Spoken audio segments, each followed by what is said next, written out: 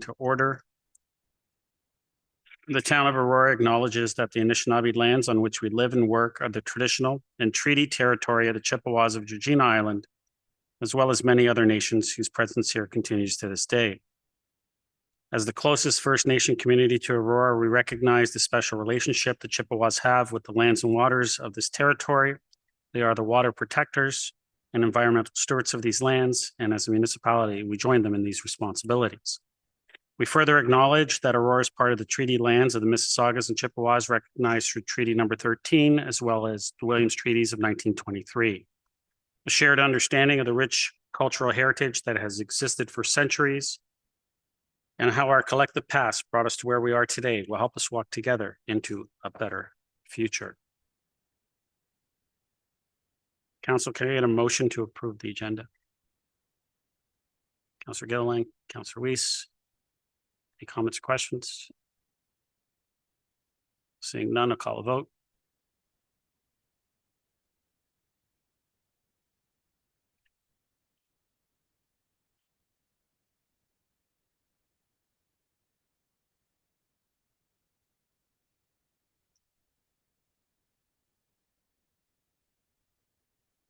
Councillor Gilliland? Councillor Gilliland's yes.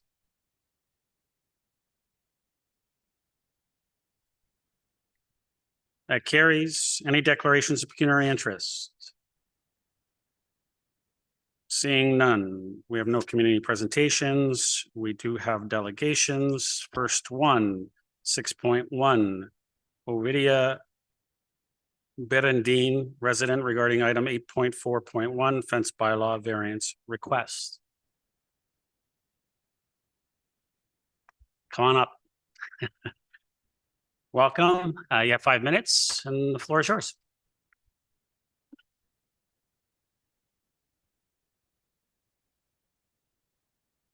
Good evening, Mr. Mayor. Good evening, councillors. My name is Ovidiu Berindean, and I am the owner of the property located at 241 Holiday Drive in Aurora. Thank you for including my delegation on the council meeting agenda today.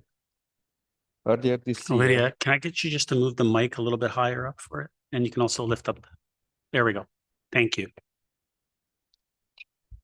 Earlier this year, more precisely on June 10th, I submitted to the town of Aurora, to the bylaw services, an application for a fence variance with the intention of slightly extending the existing fence along the frontage of the end unit townhome that I own for additional privacy and security. Just before the council's meeting on September the 3rd, I learned that the report was issued by the bylaw services department and that the recommendation or its conclusion was to deny the variance to fence bylaw number 6429-22 to permit the construction of the fence.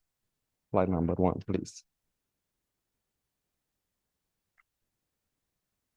These plans show the site location and the proposed fence relocation, number of wooden posts, and location of the gate to access the proposed backyard.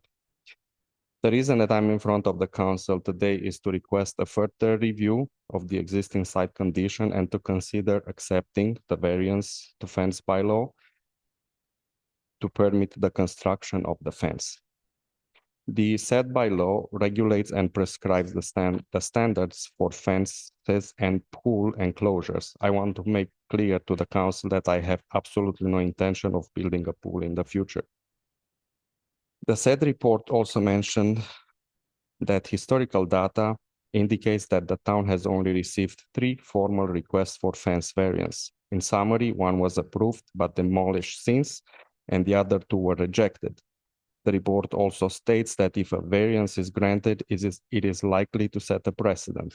I'm kindly asking the council to review the particularity of the site condition, the size of the front yard, the setback of the elevation from the property line, and not necessarily consider this a precedent in case it is approved, because the lot is unique in the entire neighborhood. I want to know that while generally the distance from the building's frontage to the property line along the adjacent sidewalk for similar condition in the neighborhood is within 10 feet, On my property, that same distance measures over 30 feet. One of the main reasons for asking to shift the fence is to increase the enclosed space of the existing backyard and provide additional private area on the property. Next slide, please.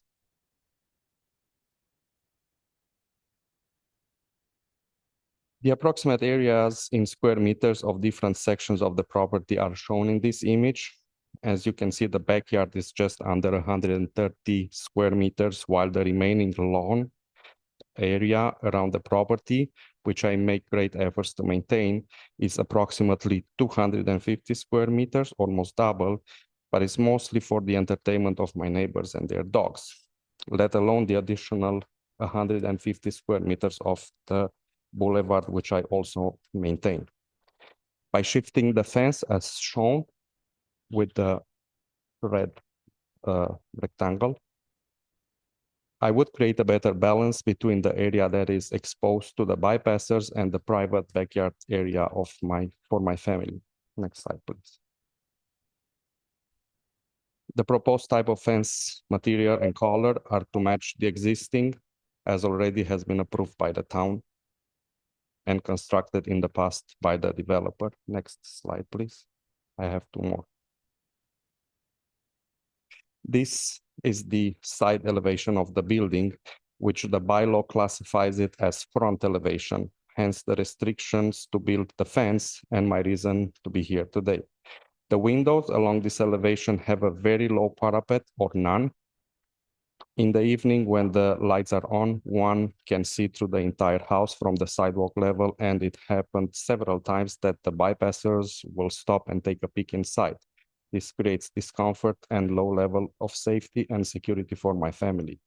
Erecting a solid wood fence over the extent shown will provide a certain degree of protection from being exposed to the viewers.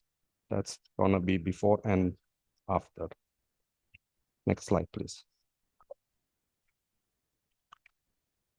This is the front elevation of the house. Shifting the fence forward would theoretically have no visual impact to the bypassers. Next slide, please, and the last. If I can just get you to wrap up the video. Yeah, this is okay. 10 seconds. What you see in these images is the fences erected along the front elevations at various locations in the same neighborhood within 2 to 3 minutes drive from my property. Some of them appear to have been erected by developers from the very beginning. Others appear to have been extended later. Either way, I think that the precedent has already been set. Thank you very much. Thank you. Council, can I get a motion to receive the delegation? Councillor Thompson, Councillor Kim, any questions for the delegate? Seeing none. Call the vote. Thank you. Thank you.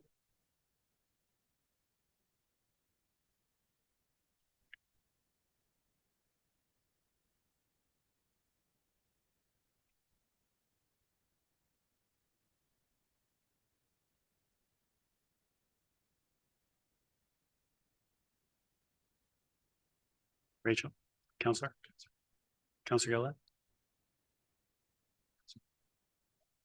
Oh, Councillor Gardner, sorry.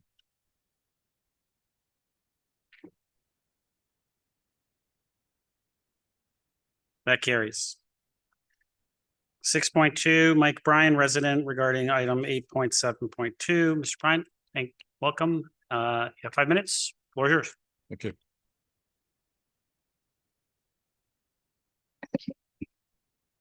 My name is Mike Bryan, resident of 128 Cranberry Lane. I'm here to make a case against an off-leash dog park in Highland Gate Park on the grounds that it is in contravention of detail agreements, past plans, and the town's own evaluation criteria. Soon after the Highland Gate Golf Course closed in 2014, Geranium's Highland Gate Developments submitted an infill housing plan to the town to build on the former golf course lands, which the town rejected, but the developer appealed. Local residents formed the Highland Gate Ratepayers Association so that they could have a voice in the matter. Eventually, in November 2016, the developer, the town, and the Ratepayers Association came to a detailed 137-page agreement known as the Minutes of Settlement. The OMB approved it on December 1st, 2016. Next slide, please. Sections of the settlement concerned open space land and environmentally protected lands that were to become Highland Gate Park. I'll come back to this, but this seems to have been ignored in the report on which you are basing your vote. The open space plan specified requirements, including identifying natural areas and areas that would be used for recreation and amenities. It directed the owner to, quote, provide primarily non-maintained natural areas, and to create a parks agreement with the town, whose stated purpose was to lay out in detail the park's design and plans and amenities. This was done. Leash-free areas were not included in the specified amenities. In April 2017, a public information session was held to present the park plans to the public and to invite their feedback. To allay neighbours' concerns about potential noise and disturbance, the area was promised to be restored and naturalised and would remain predominantly passive in nature. Comments were open for acceptance by the town for almost 2 full months. In 2017, town staff met with an ad hoc committee, Highland Gate Developments and the ratepayers, to, quote, provide comment, share ideas and relay concerns about the new park. The 3 groups later met to refine ideas raised during the previous meeting, but whatever ideas had been discussed, accepted and rejected, a dog park or leash-free areas were never made it into the final plan. Earthworks in the future park area began a year later in summer 2018 and continued for a staggering 5 years. Finally, on June 3rd, 2023, the park had its grand opening. The result, for better or worse, was done to the satisfaction of the Director of Park Services, as well as the public and town staff. All had ample opportunity to provide feedback on amenities the park should contain. Yet now, barely 1 year after the park's grand opening, the proposal before you tonight would see much of it get ripped up and turned into 2 off-leash dog park areas. What was the point of all that planning, public, and I assume private consultations, money spent by the town on legal fees, fighting for things to be included or rejected in the settlement, or the massive time and expense spent by the developers to build the park as it appears today, if the town can come along a year or 2 later and undo it? Now let's look at the proposal. Next slide, please. Next slide. Yeah. Okay. This shows the leash-free areas that are proposed at the rear of Cranberry Lane. Next slide. This shows the same area, but with the environmental protection land, block 181, in green. You can see that 50% of the 2 leash-free areas encroaches on block 181, which is specifically prohibited in Minutes of Settlement point 144. And the Parks and Recreation Master Plan 2023 references environmentally significant lands in the context of non-compatible adjacent uses. So how could Operation Services ignore that and conclude that it's a suitable location? Next slide, please. There are many reasons why the location is inappropriate and contrary to the requirements and considerations. The land slopes down to the creek and is often wet, contrary to the LFA handbook evaluation criteria. There are homes and a playground nearby, contrary to the Parks and Recreation Master Plan. There are backyard dogs nearby and concerns about noise and public safety, contrary to the staff report evaluation criteria. There is no allotted parking space for non-resident visitors and professional dog walkers. In fact, consideration for on-site parking, water and shade is stated in the staff report. The proposed location scores 0 for 3. Consideration must be given to provide full access where possible, as per the LFA handbook. The site has none and is unsuitable for wheelchair access. The report statement, it was suggested to staff that residents adjacent to this area were supportive, is entirely unsubstantiated and therefore should not be considered as a basis for supporting the report's recommendation. In fact, the vast majority of Highland Gate Park dog walkers are well behaved, indicating that the park works as is for both dog walkers and non-dog walkers alike. Why risk messing that up? In conclusion, it's hard to understand how the requirements of the minutes of settlement, the specified environmental protection area, and the town's own evaluation criteria are ignored. Something may initially seem like a good idea, but in this case, all the agreements, planning, and protections that were put in place cannot and should not be ignored. The Highland Gate Park location is inappropriate for the reasons I've presented, and I ask you to reject the proposal. Thank you. Thank you, Mr. Bryan. Council, can I get a motion to receive delegation? Councillor Weiss, Councillor Kim, any questions for the delegate? Call the vote.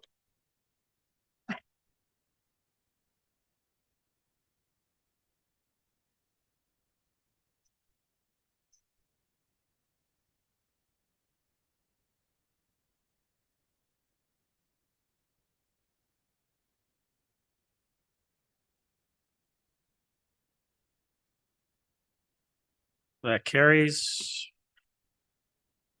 Next up, 6.3, Gordon Weir, resident, regarding 8.7.2. Mr. Weir, welcome. You have 5 minutes and the floor is yours. Remember me, some of you, as a result of my work on the ad hoc committee and then the early committee with respect to the Highland Gate Ratepayers Association and the work that we conducted and with respect to the negotiations that my friend just spoke to. We worked very hard to develop a consensus and an agreement with the town and with Geranium to specify and lay out what we considered to be a passive park. That concept, that idea, and those principles were agreed to by the parties. They were set out in the minutes of settlement, and they were endorsed by the municipal authority, the OMA at the time. We, quite frankly, are disappointed and dismayed that this agreement has been somewhat betrayed, if that's not too strong a word. It's certainly been neglected, and it's certainly been not adhered to. We worked tirelessly, Bob, Callow, Joanne, Bartholomew, and me. We negotiated the profile of the park. We negotiated the specific non-passive elements that would go into the park, such as the meditation circle, if it can be called non-passive, and certainly the playground. We were successful in taking out some of the exercise stations and some of the overhead structures that had been proposed by the previous park manager, Al Downey.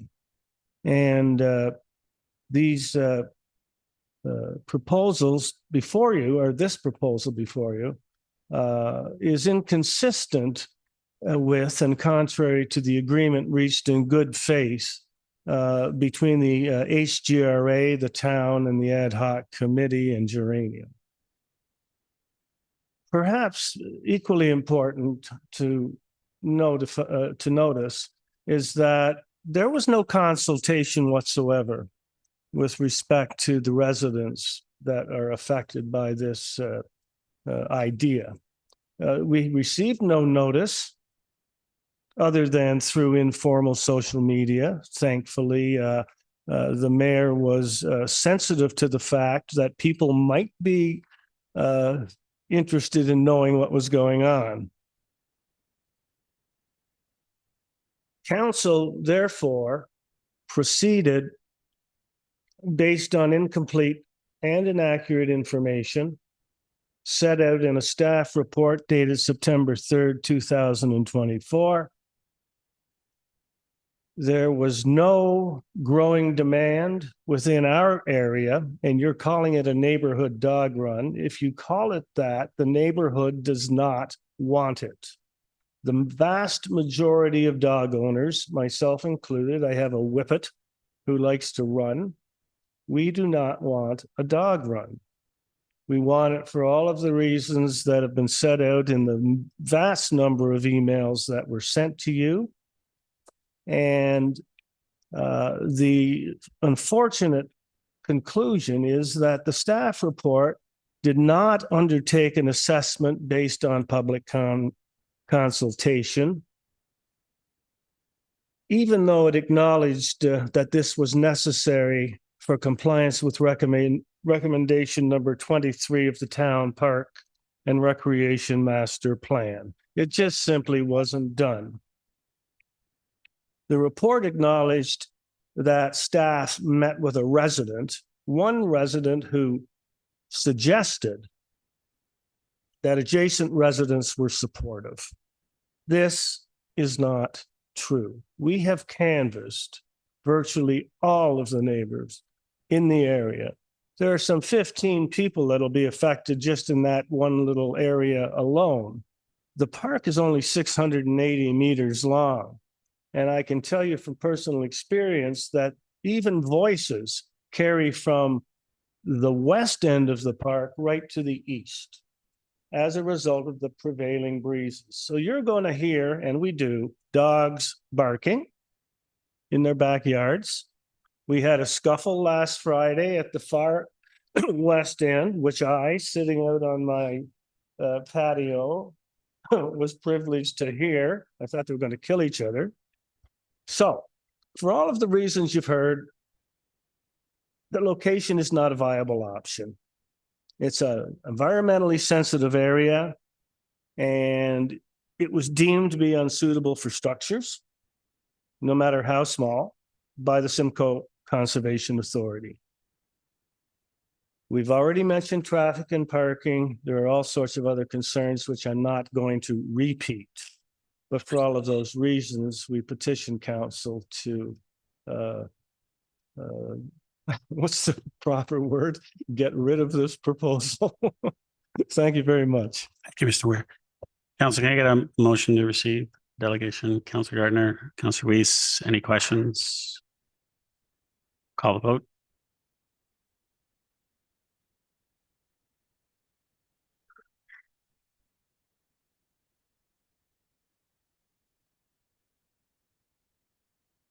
Councilor Gardner.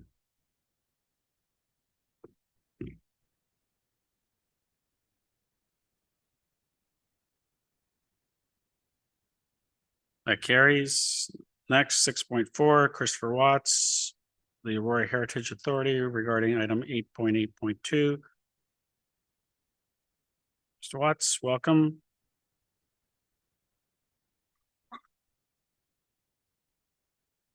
You have 5 minutes and the floor is yours.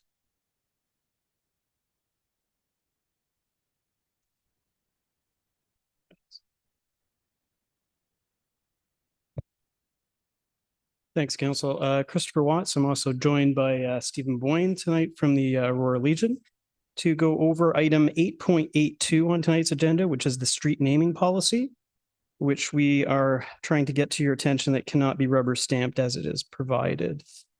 Next slide. So the street naming policy was last updated in 2007, which when you look at numbers, there's a lot of time blindness in looking at 2000s numbers, but we wanted to kind of emphasize 17 years that basically marked the launch of the very first iPhone. There's been a lot that's happened in 17 years. And during those 17 years, one of the things that happened because this policy sat on a shelf was a mistake was made, and Eric Walter Folliot's name selected from Street Naming Bank was applied to a street in Aurora with a mistake in its spelling. So this is Eric Walter Folliot. He's one of 14 fallen RCAF members from World War II with ties to Aurora. Folliot has no descendants, no immediate family, and no one to speak up for him when he is wronged in this manner. I wanted to collect a bunch of his honors to show you how the community reflects and honors our fallen heroes. None of them has misspelled his name, only the street name here in Aurora. Our ask this evening is threefold. First is to direct staff to correct the mistake. Second is to address corrective action on the policy to make sure it can't happen again.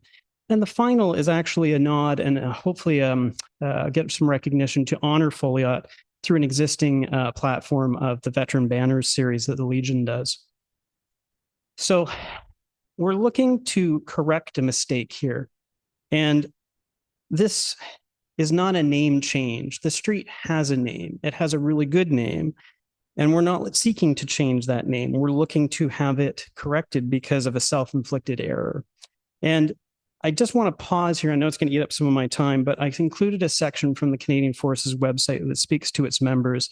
It says, they own their mistakes. They learn from them. They share their insights. They assess the conduct, performance, and performance transparently and honestly. And instead of making excuses, they make things right. So tonight it is your turn to do that. In over a year of trying to get this rectified, I've not met a single person that has spoke against support of having this corrective action. Unfortunately, Lieutenant Raper from the 140 Air Cadets couldn't, he sends his regrets, couldn't be here this evening, but I did bring together some other pieces. So next slide. I do have a letter of support from the commanding officer of 424 Squadron out of CFRB Trenton with regards to getting this corrected. Next, I also have a letter from our MP looking favorably to get this corrected. So if we turn our attention back to the policy, which is what's in front of you tonight, pages 5 to 6 speak to name changes, which again, I'm trying to point out that's not the case. Ottawa's policy actually speaks to corrections. So I'm kind of interested in why, when this was revisited, there wasn't an attempt to go back and correct the fact that there isn't anything there to prevent this from happening again, especially when earlier in the year, Toronto had a couple instances where they had streets and they didn't have to seek a huge bureaucratic policy. They quickly, rapidly went and changed them. So we often, with the military, speak about leaving no man behind, but it seems to have happened here because this whole thing is being left this way for over a year. I came to staff with this concern back in August of last year, thinking, this is great. They will take it. They will see the mistake and internally they will change it. Didn't happen. I had to come through and present a delegation to Heritage Advisory Committee. I came before this body back in October of last year. And now we waited, we thought Q1, Q2 for this report. We're back in September. We're like over a year. And the sad thing with that is that's beyond the time that Eric Walter Folliot served. In the time that this has happened, we've actually eclipsed his 80th anniversary of his death. So if this is the policy that you're okay with, I would think, again, it's a bad policy and you have an opportunity tonight to correct it. And finally, we get to veterans banners. So as you are all aware, the Legion does this series and they are able to add in veterans for honoring onto this platform. We've already gone through a process and luckily Legion was able to expedite it to have Folliot's design and everything put forward along with the other members. So we're hopeful that you'd be receptive to having that and potentially fund that as part of it. And finally, when you do bring this item, and I hope it comes up for discussion this evening, I have put together a motion with a bunch of clauses. They're all numbered. So hopefully when it does come time, you're going to sit down and wordsmith it out. You do take the time to reflect and see the pieces in here, why they're listed. And hopefully that makes sense. And I'm happy to answer any questions. Thank you, Council. Yeah, motion received. Councilor Thompson, Councilor Kim, any questions? Councilor Reese. Yeah, thank you. And I want to thank you, Mr. Watts, for coming forward once again. It shows the resolve you have, and it's an admirable resolve. And I hope that we can get this resolved as quickly as we can, so we don't have to go through this. But that is, in fact, what this policy before us is all about. So it's timely for you to come here. So I thank you for that. Thank you. Any other questions? Call the vote.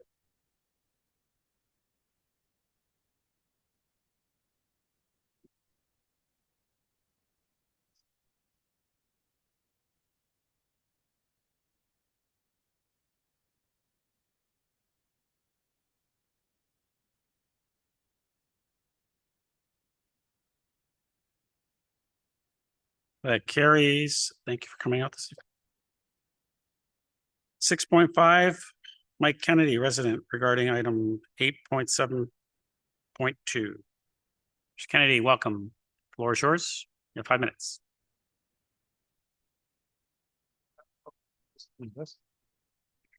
At the risk of duplicating, perhaps echoing a few things that have already been said, I do appreciate the chance to, on behalf of residents who back onto the park, who also own dogs, to add my voice to some of the comments you've heard already this evening. You'll be very familiar with the report that was already presented to you, which noted that this proposal had already made its way in front of council in 2019 for consideration and ultimately was put aside due to opposition from residents. We understand that staff met with a resident. I would suggest that that does not necessarily create a quorum for decisions as important as this, and would echo the call for there to be some further investigation and outreach. I can let you know that I have not received any outreach from anyone and would welcome that opportunity, because we heard from other residents to voice our opinions directly to staff. Next slide, thank you. One more. So if you look for best practices, you'll find a range of items, some of which are in the report, a couple of others that might be of interest to you. Best practices include a setback of 50 to 100 meters to not locate in an environmentally sensitive area. Ground surfaces should be easily maintained.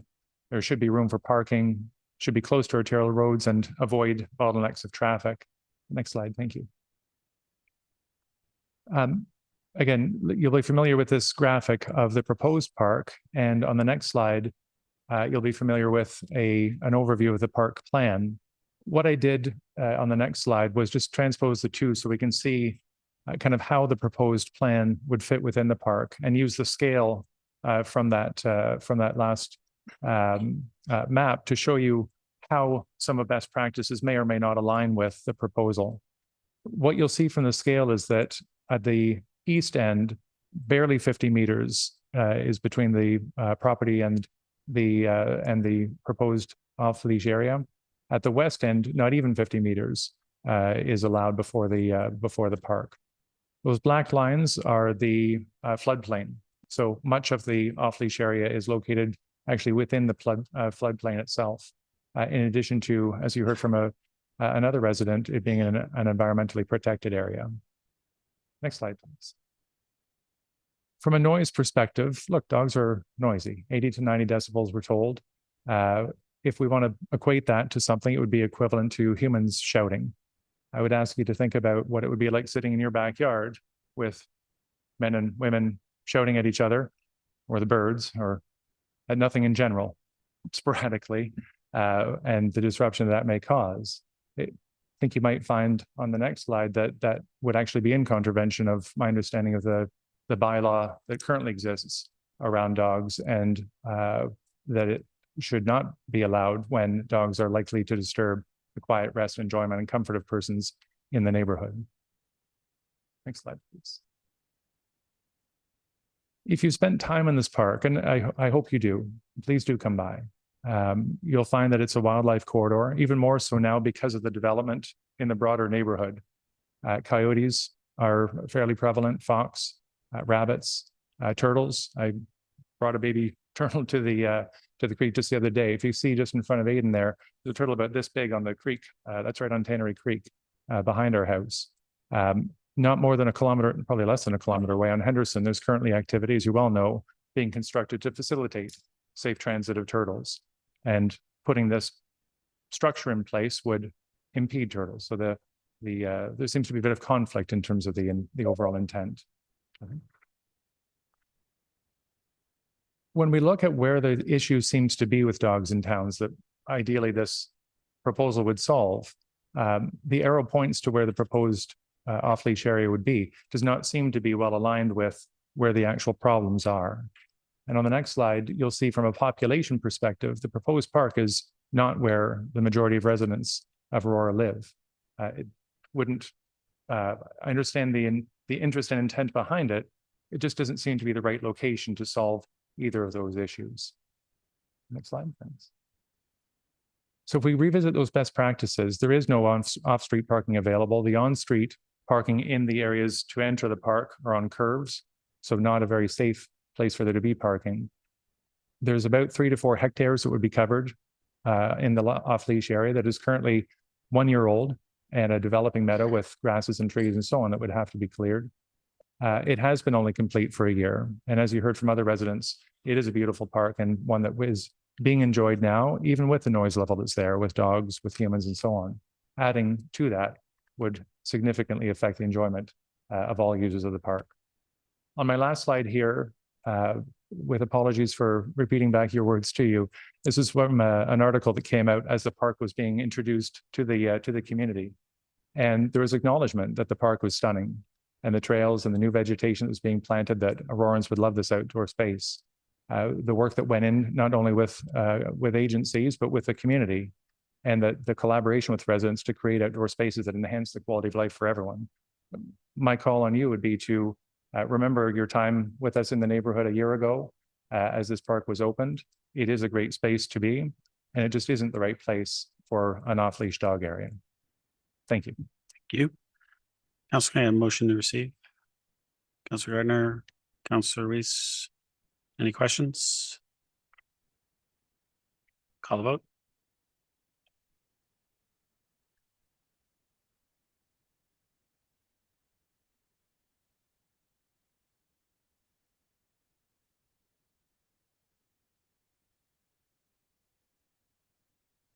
That carries. Thank you. Council move to consent agenda. Can I get someone to move consent agenda? Councilor Thompson, Councilor Weiss, any comments or questions on the consent agenda? Call a vote.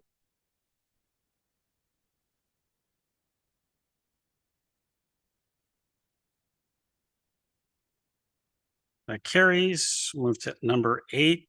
Are there any items anyone wants pulled?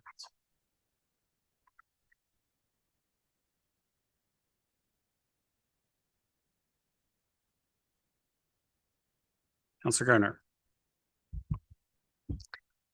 Thank you, Mr. Mayor. I'd like to have 8.8.2, 8.7.1, and for this delegation, 8.7.2. Thank you. Councilor Thompson. Mine would. Councilor Kim. 8.4.1, please. Thank you. Any others? Okay, I had a motion to approve. Oh, Councilor Reese. 0.3.1.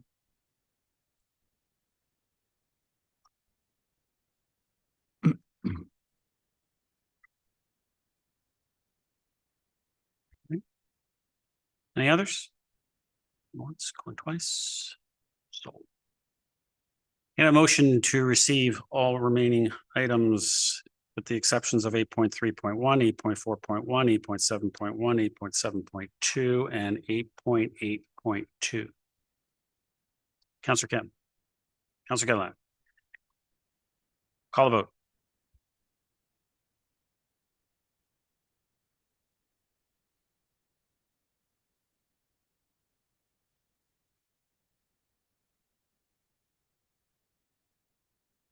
That carries. Council, I'm going to change up the order just because of the residents that are in attendance this evening. So we're going to start with 8.7.2, which is the leash-free areas in Aurora. Councilor Gardner, you pulled this one? Did you want to move the recommendation? Or do you want to just move to receive it at this point? No, thank you, Mr. Mayor. I want to make an amendment to. I need someone to put something on the floor first. Okay. Okay, move it to receive then. Start. Is that correct? And then I Yeah, can change it? seconder. Councilor Thompson, thank you. Go ahead, Councilor. Yeah, we're good. Thank you, Mr. Mayor. I want to make an amendment to the third clause as follows. Pardon me? It's just to receive it. Oh, okay, to receive.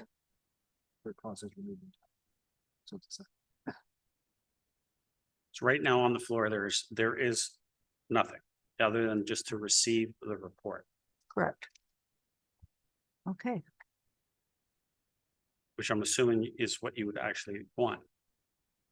well, I want to receive it and make an amendment. So is that correct process, Mr.? You can make an amendment, yes. But can I hear your amendment? You may Yes. hear my amendment. Absolutely. The amendment would be that the 2 dog runs not be built within the Highland Gate subdivision, and that staff continue as directed by the 2023 Parks and Recreation Master Plan to look for other potential leash-free area sites within South and West Aurora. Someone want a second? Well, all we've done is Mr. Clerk, all we've done is receive. I know it is, yeah. So what would the appropriate wording be then? That, I mean, it's not with other areas to, outside of Highland Gate development to. I'll tell you what, let's go back to the beginning. I'm gonna, does someone want to put it on the floor? And then we can vote on it, we can defeat it, and then, Counselor, you can put something forward. If Perfect. that's the way we want to do it, okay? I Perfect. want to make sure we're doing it properly procedurally, so does someone want to move the original recommendation and second it, just so we can get it on the floor, we can vote it down? Counselor Gilliland, mover, seconder, Counselor Weiss, Counselor Gardner, go ahead now.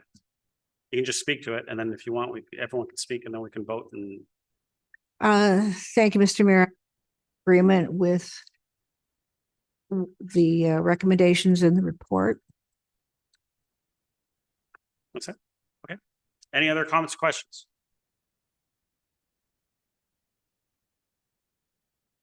Counselor Gilliland, go ahead. Thank you. I heard a lot of comments obviously around the table, and some of the things that were said about it was, I think, located on page 74 was the consultation with some of the residents through you, Mr. Mayor, to Ms. Teenkamp. Was there any consultation with any of the residents? Could you just kind of give us an idea of where that statement came from? And, you know, obviously we want to understand what that support was, if there was any. Steenkamp? So through you, Mr. Mayor, a resident approached staff through Councillor Gardner asking us to have a visit at the site, as they had some proposed location within Highland Gate. We did a walk of the site. It was pointed out that this was an area of interest. Staff agreed that it had some potential. When staff was conversing at that meeting, it was discussed that there was potential interest from the residents adjacent to the area. And so staff indicated that we would obviously need to do some more research at the end of the day if this was going to be a potential location through budget. Thank you. And thank you. Through as a follow-up through you, Mr. Mayor, to Ms. Teenkamp, there was some language used such as betrayed or neglected or didn't conform with, they were in contravention of the agreement. Could you just expand on that? Because I feel like perhaps maybe that's maybe not true, but I'm not sure. So I'm asking you if you could expand on that. Steenkamp? Through you, Mr. Mayor. So if you're speaking about the minutes of settlement. Yes. So through the minutes of settlement, I mean, they speak to passive use of the parkland. And it was agreed that any active would be certainly the playground. In staff's view, a trail through a park that would allow for some off-leash dog activity is passive use. It's no different than a resident walking a dog on a trail within the park currently. It's not meant to be an off-leash run for community. It's a neighborhood park, and that was the intent of the trail through the park. Counselor? Thank you. So it falls under passive use, and you did answer my question that it's meant as a neighborhood park for people to walk their dogs in the neighborhood, not meant for people to park their cars and be somewhat of a community park, correct? Steenkamp? Through you, Mr. Mayor, that is correct. Counselor? Thank you. Just out of curiosity, just hearing some of the comments around the table, and I was hoping to have a conversation with you offline prior, but I did notice in the report, and you know that I've been very passionate, at least getting some sort of dog off-leash trail or something of sorts on the west side of Aurora, because it was identified as the fact that we are at a massive deficit of this type of passive use on the west side of town. And I didn't see any alternatives other than the long-term vision, which was rather far south down by the, I guess, pet cemeteries, you can call it. Is there other opportunities at all that could be presented on the west side of Aurora outside of what was being presented today? I know we've looked at maps in the past. This is not something I know staff looked at and decided overnight. This has been an ongoing issue of trying to find an appropriate place to be. Is there any opportunity that we could have something presented that could give us multiple options specifically on the west side? Because everything that's being presented other than that is on the east. Counselor, sorry, Ms. Camp. Through you, Mr. Mayor. So the council all recognizes that staff has presented multiple locations over the years for an off-leash dog area, and it's met with opposition in any parkland that exists. So from a staff's point of view, I'm leery to present additional locations because I think we'll be in the same situation that you're finding yourselves this evening. So staff's recommendation would be to look at the property down off Yonge Street near the pet cemetery. It's unplanned. It's unprogrammed at this point. There's viability to have it as a community park. There is an off-leash trail option down in that location, and it can be further developed out in the years to come. I think at the end of the day, that's going to give us, that would give us a community park within the southern end of town. It sits immediately north of the existing one on the spine of Aurora. It's on Yonge Street. It's not east or west, it's south. So that would give us a southern one and a northern dog park within the town of Aurora. Counselor? Thank you. And I do recognize in the past, we have been presented with alternative locations, but as they're being presented, it seems to be one option at a time. And then we often will have opposition. I like to call it bananas, build absolutely nothing near anyone, anytime. And I feel like this is another one of those situations. There is no good spot for a dog off leash area, and we're always going to be faced with opposition. I look at dogs as animals just like anything else. And I seem to feel that people forget that dogs are animals too, and they need that restitution of having an area for off leash. I just think maybe the communication piece just hasn't been the best, the way that the town has necessarily presented it. Myself, I have engaged with York Region with their online surveys and the off-leash areas they have with their dogs. I never hear dogs barking, and I'm in there 5 times a week in that area. There's just lots of misconceptions of maybe what best practice would be for a trail. I just think our communication maybe isn't as strong. And I don't know if maybe the avenue is to come back with a whole, 3 options on the west side and have a public consultation and go from there. Because it seems like I'm going to get opposition no matter where we look at this at one at a time, whether it's Denton, whether it's Highland, whether it's the south side, whether it's somewhere else, it's on the northwest. The reality is that we need to have something. So for me, looking at this and what's being asked today, which is we're not necessarily approving and saying, we're going to put this in Highland Gate. We're actually asking the mayor to actually put something in the budget for this. But at the end of the day, the mayor is going to be the one that's actually going to decide whether or not this is going in the budget. But perhaps what needs to happen is I would like to see, the mayor include something in the capital budget for development for an off-leash trail. It says trail, doesn't say park. Just want to get that clear on the west side of Aurora, because we're in a severe deficit. And I would be happy with that. So at least we have a little bit more choice that's being presented to us as to where, and if that involves public consultation, it involves public consultation. But the reality is we need a leash-free area of some sort or a trail on the west side somewhere. And we need to have those options, I think, presented us all at once with a bunch and go from there. That would be what I would like to do. Through Mr. Mayor to Ms. Teenkamp, sorry. Last question, go ahead quickly. Would that be something that staff could work with? Steenkamp? Through you, Mr. Mayor, if it's council's desire for us to bring something back, more fulsome and dedicated to the west side of Aurora, certainly we can do that if that's the desire. Thank you. Thank you. Councillor Reese. Thank you. And Councillor Gilliland mentioned most of the things that I was concerned with. However, I do value resident input. I do value, and particularly the ratepayers associations who spend their time and effort in trying to make a quality area to live in. They've had a very difficult time over the last number of years with the Highland Gate, so I appreciate that as well. I support what Councillor Gilliland said about going back and trying to find an alternate space. And I'll add the other two things in here. And the other first one is the natural space. I was over there today just to get a feel for what it is, and it's a beautiful space as it is. And in environmental protected areas, we spend an awful lot of time trying to make sure our environment is protected. And here we are taking a space that was agreed to be protected, and now we're looking at a way to take that protection away. And I don't feel comfortable about that. But let me ask you to Ms. Teamcamp, if I may, the whole notion of the one of the items in the report was that it should be 50 meters away from residential areas. And when I walk the trail on that south side, I'm pretty sure it's not 50 meters away. Have you done the work on identifying exactly the distance from particularly Cranberry Trail through you to Ms. Steenkamp? Steenkamp.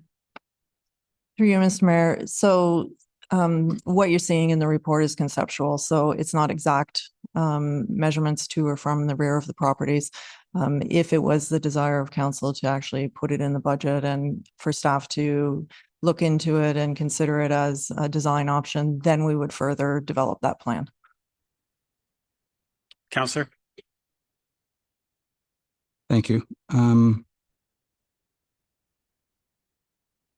was going to talk about dog licenses and other things, but it's not germane right at the moment, so I'll just relieve the floor right now.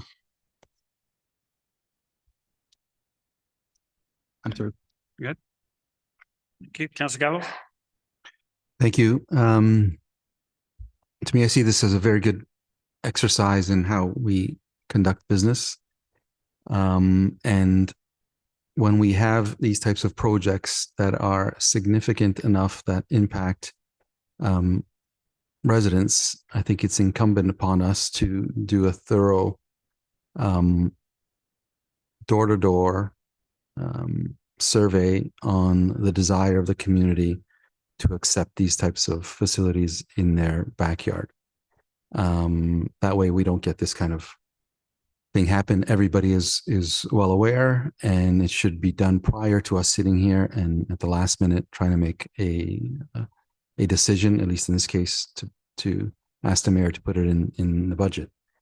Item number 2 speaks to the other, the list of other areas, and I can assure you that if the hydro corridor comes up, it'll be just as bad, if not worse, of people coming here, because it's far highly dense, far more dense than this area.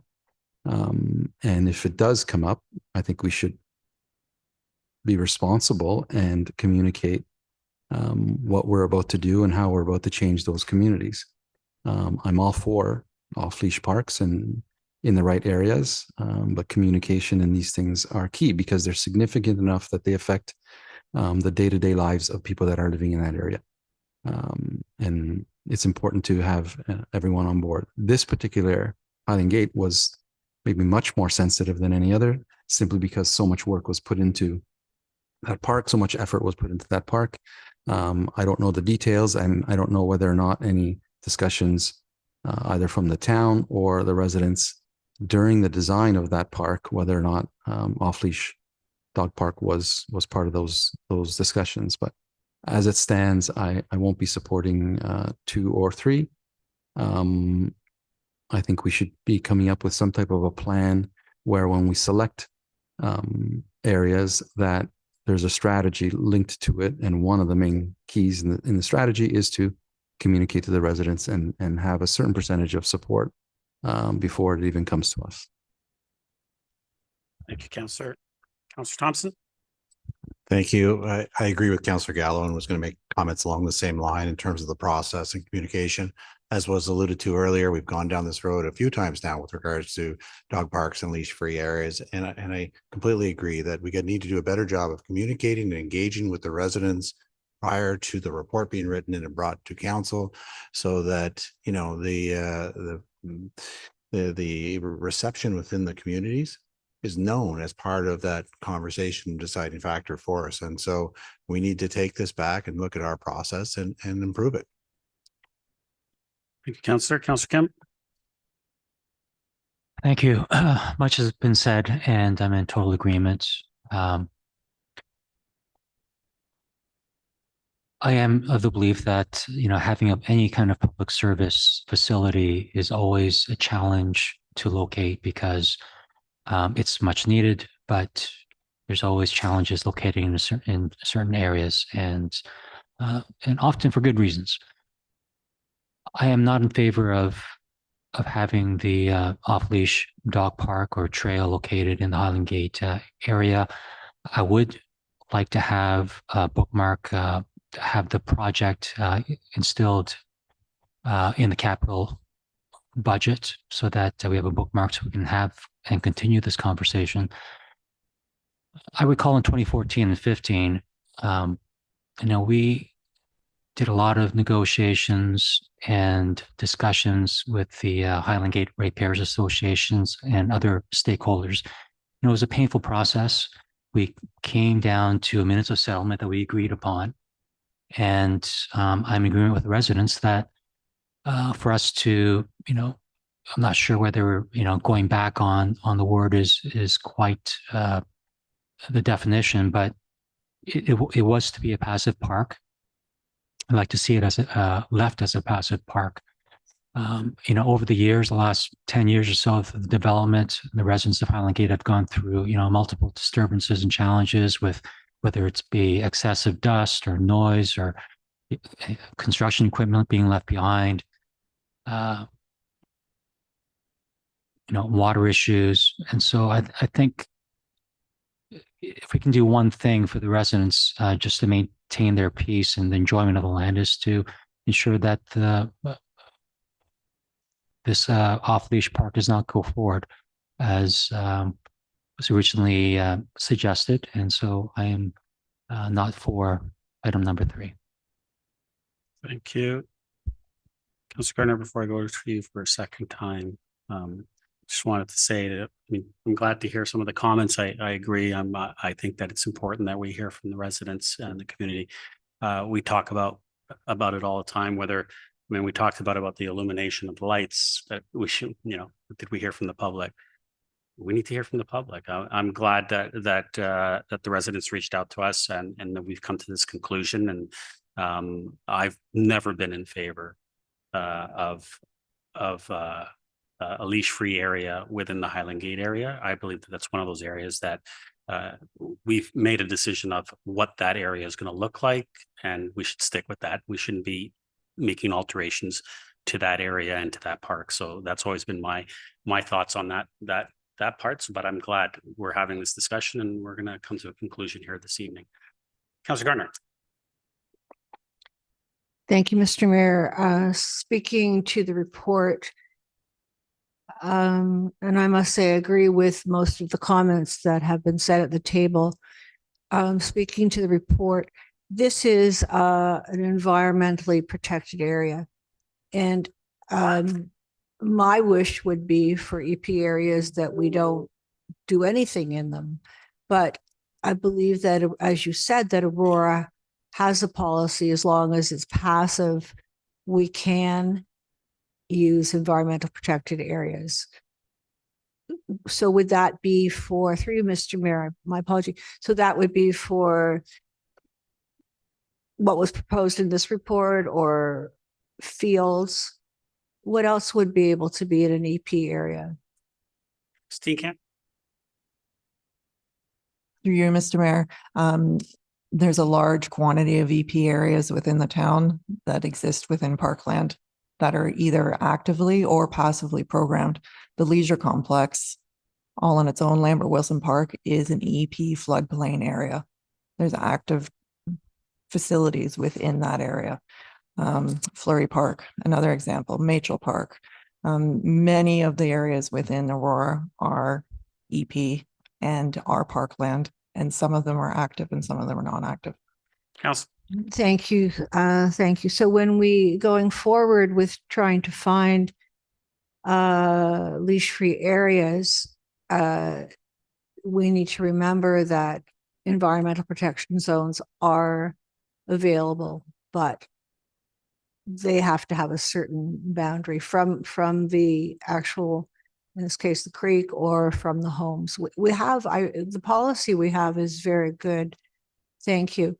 But my main point is that on page 7, we have a 10-year capital priority location.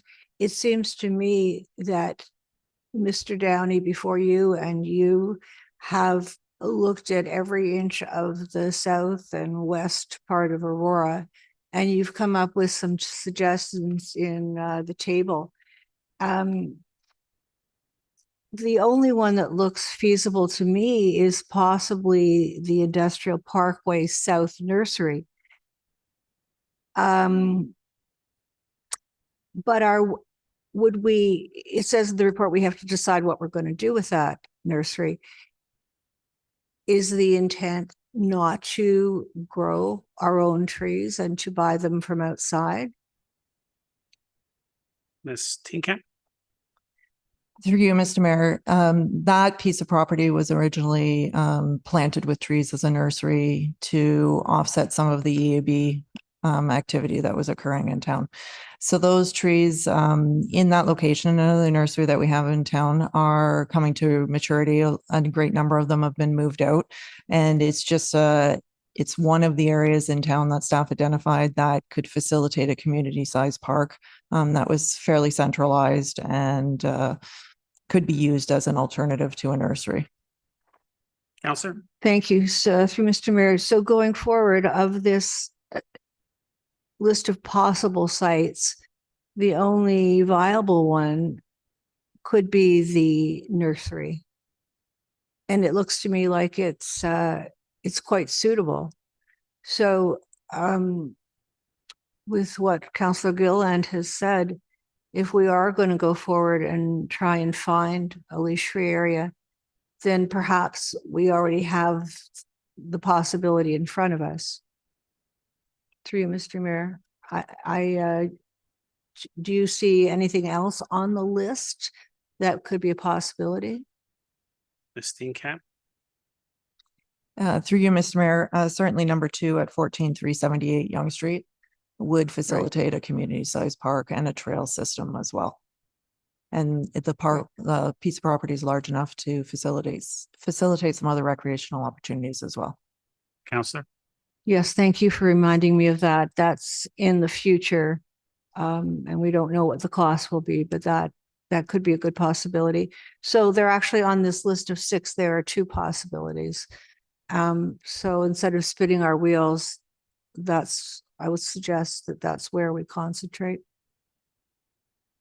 Okay. And I can see you want to respond. Through you, Mr. Mayor, could Ms. Steenkamp respond? Steenkamp. Through you, Mr. Mayor, staff would agree that a community-based one is in undeveloped parkland currently is probably the best option because anything that's already in a park that is established is been met with opposition, as you know. Councillor. Thank you. And having heard from many residents, there's a lot of valid concerns with this location. So perhaps we could vote on this and then I could put forward my amendment. Okay. Councillor Gilland, second time. Thank you.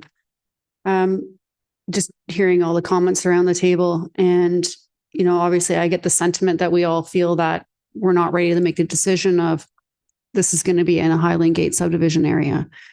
However, I do want to remind council, we did pass this on September 3rd. So at that point, we did have a majority of people who thought this was a good area. And now we've had a little bit of about face in the last couple of weeks, perhaps maybe because of some of the residents have come forward, but I just wanted to throw that out there because so far, nobody has given staff any direction for alternate locations. And we need some sort of direction to staff. And I feel for staff in this instance because 2020, May 5th, 2021, 2022, and now 2024, we're asking staff again to go back to give us something else. And I would like to have some clear direction of what we're asking staff to do here, because I know Mr. Downey and Ms. Camp have worked really hard, and Mr. Furman's worked very hard looking on a map, trying to figure out what the best solution is. And so I'd like to see some sort of direction that we can all agree on. So when this does come back once and for all with public consultation as council, we can confidently say this is going to be the best spot for a dog-free leash area, whether it's a trail or a park, community park, neighborhood park, because this has been a rotating circle, at least I know since 2018, since I've been on council.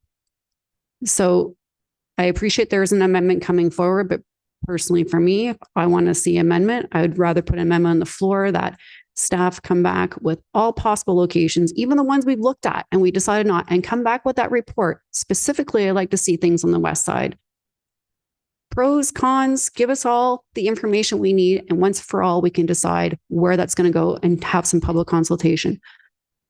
That would be the amendment that I would like to make tonight, is that staff report back with all locations that are possible, specifically on the west side of Aurora. But I would say all, but specifically we need that deficit. And also do public consultation on top of that. And then we can decide. That would be my amendment to what's on the floor. And we just eliminate the Highland Gate subdivision. Yes, we're going to need a budget. Yes, the mayor is going to have to put that in at some point. I don't think I can foresee this being ready for 2025 budget just based on the feedback, but we got to start somewhere. So, Mr. Mayor, I believe that would be the amendment that I would like to make, is that staff refer back to staff and come back with all options that are available in Aurora and include some specific alternatives for the west side of Aurora where that deficit is, and also conduct public consultation and report back so we can make a decision on an appropriate budget moving forward. Seconder. Mr. Ken. Get that on the screen. It's going to take a bit.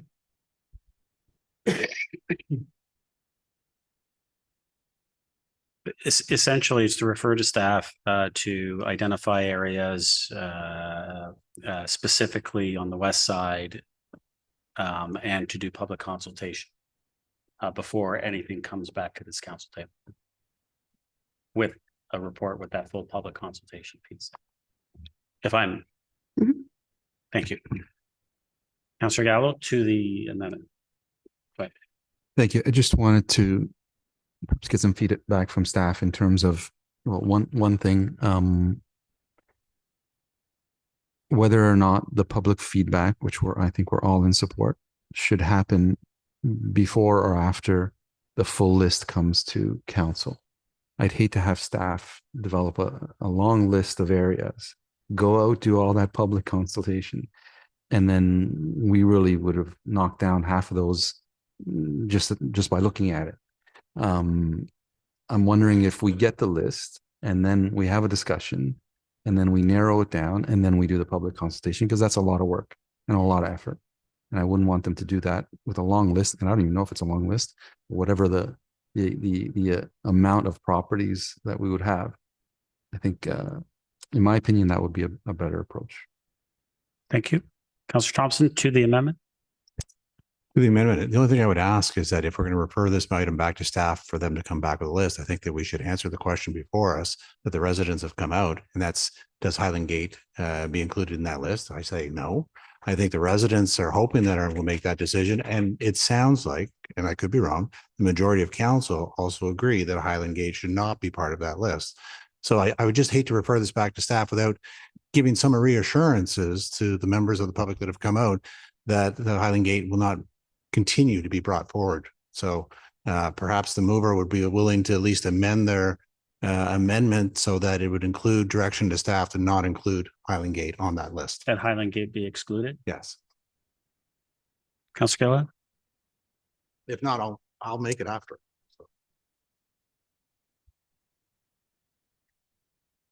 I'm trying to get you on one second. Thank you. I just think people need to see the reasons why for and against. We're going to have opposition at all sorts of different locations, and everybody's going to have their own opinion, whether they feel that their location isn't viable as well. And I think it all needs to be documented, all within the same report, and it shouldn't just be picked apart one by one, because that is traditionally what keeps happening. And I don't want to see this come back again. So if it's there and it's included and we know the pros and cons, we've already gotten the feedback that should be reflected in the report, and we'll know why. And we'll know why staff recommends or does not recommend something. But I think this should be fair and fulsome across all residents, and it should be all in the same report. That's the way I'm looking at it.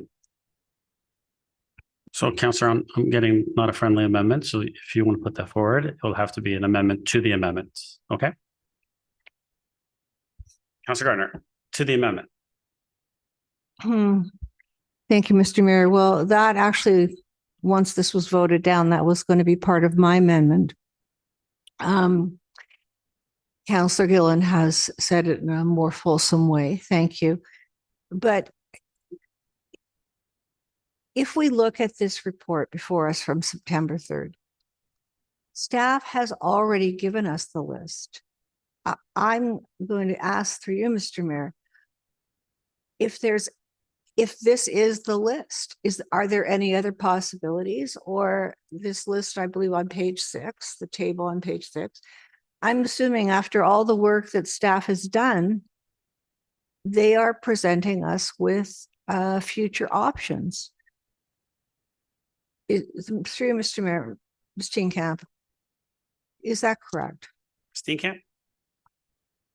Through you, Mr. Mayor, certainly there's other areas in town that we could be looking at that aren't included on this list.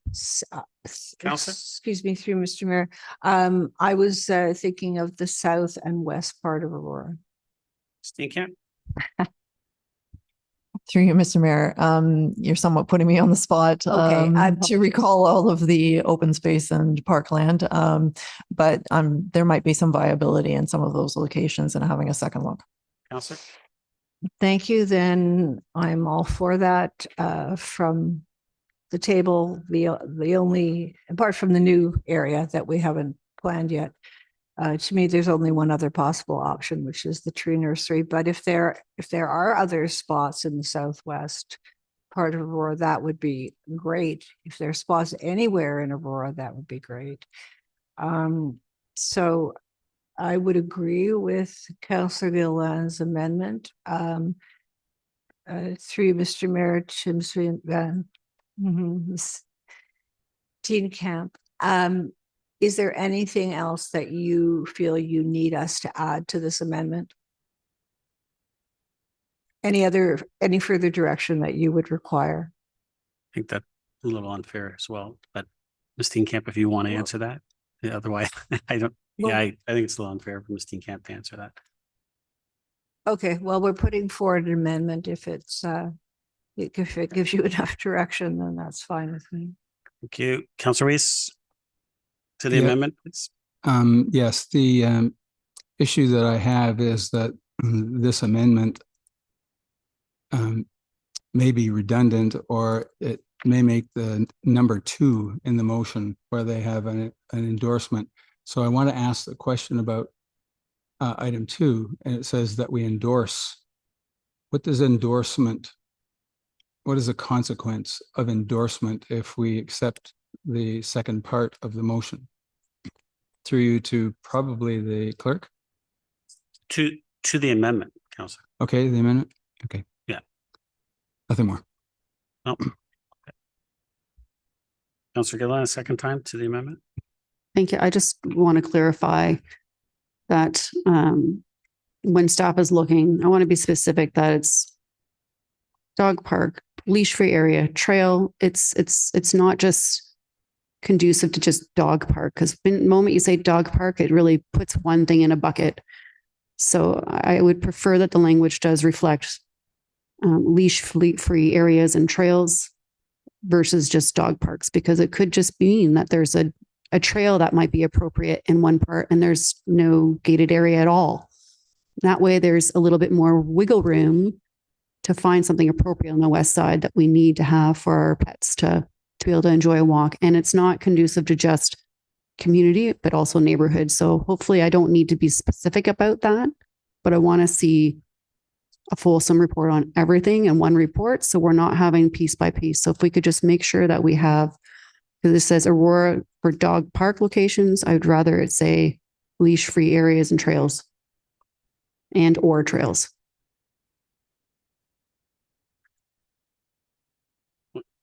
Who seconded? All right, Councilor Gardner, you okay with that? Change that. Thank you. That's fine with me. I think that's fine with me, but I think we already have the Okay. priority list in Okay. our report. Okay, thank you. Oh, I think Councilor Kim seconded it. Oh, did you? The clerk told me. I didn't look. Councilor Kim, you okay with that? I still have something to say, but go Yeah. ahead. So what is being discussed in terms of the amendment? I just want to change the wording so it's not just dog park, could be trail / locations. See it? You already Yeah. changed? That's fine. That's fine? Okay. That's friendly. All right.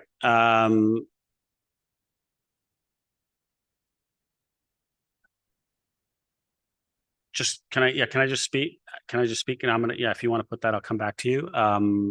So I kind of agree the fact that I don't think we need to go back to staff to identify other locations. I mean, they have 6 locations on this list in this report. I agree with Councillor Thompson. We specifically say we're going to exclude Highland Gate and ask staff to go out to do public consultation on the remaining 6 sites that were identified and come back and let us know what the public in those neighborhoods think. And at that time, we can make a decision. It's simple. I think staff have worked hard to come up with a list. They've done that. But now we're going to ask them to go back out and come up with another list. But I think we've heard from the public. Highland Gate's a no, so let's exclude that. And let's ask them to go out to the public on the remaining 5 locations. And then we can get that report.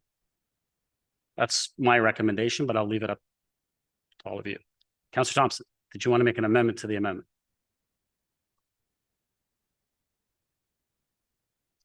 The amendment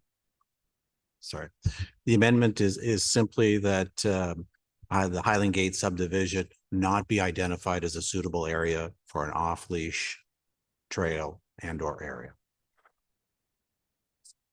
Pardon? I got the clerk say just to remove it as consideration. However, the clerk would like to wordsmith it, that's fine with me, but as long as it's clear to both the residents as well as the members of council that we are considering it not suitable.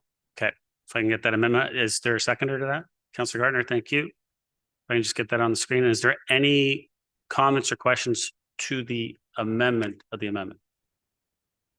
Councillor Kemp. Thank you, Mr. Mayor. I'm in total agreement that staff report should not come back with Highland Gate as the recommendation. Now, if we're going to go with an amendment to an amendment to an amendment, as Mr. Mayor has mentioned, in terms of there's other sites identified already, I'm fine with that. If we don't have another report, but we just go back to the residents on the already identified locations. But if there's value in terms of all the comments that we have already received from Highland Gate residents and what was said today, and that would be of value from an analysis perspective based on the other identified sites, I'm fine with Highland Gate mentioned from an analytical perspective, from a lessons learned, but from a recommendation, I would say no. So that's my thoughts. Councillor Gilliland. Thank you. That's similar to what I was going to suggest is I think there is value ensuring that the report is fulsome with all the areas that we consider. Again, I'm going to reflect that we've looked at leash-free areas and dog park areas, and we've had different directions to staff stemming well before my time and during my time at least 4 times. And I don't want to have a piecemeal report. I'd prefer everything wholesome in one. And if Highland Gate becomes something that is a lesson learned that is not viable for these reasons, or I want everything documented in one report so it's all there for us to see, because I don't want to keep coming back and forth to the table. And we've had some changes and some things the same since last term. So I prefer to have one report with everything together, whether it's viable or not. That would be my preference. Thank you. Councilor Gardner. To the amendment, I don't know if it's to the amendment, but I If tried. it's not, I'm going to shut you down. You then Go shut ahead. me down. I mean, I tried an hour ago just to let the residents know Mhm. that we were not going to be looking at their neighborhood, that we were going to vote down that. Well, I tried to make an amendment, but it was apparently negative. So anyway, I'm really frustrated by this discussion that we're having, and we're more than an hour into it. Whatever takes Highland Gate off the list as consideration, then that's what I want. So is that going to, through you, Mr. Mayor, to the clerk, is that going to be accomplished with this amendment? That To is the amendment. That is what is on in front of us right now. As an amendment to the amendment. Correct. Thank you, Mr. Mayor. Thank you. Councilor Gallo. So are we only speaking about Highland Gate? Yes, to the Well, then- amendment to the amendment. I'm trying to keep everyone on that. Okay. I appreciate it. I have other comments. Yeah. I'm frustrated with the conversation as well. Councilor Kim. Thank you.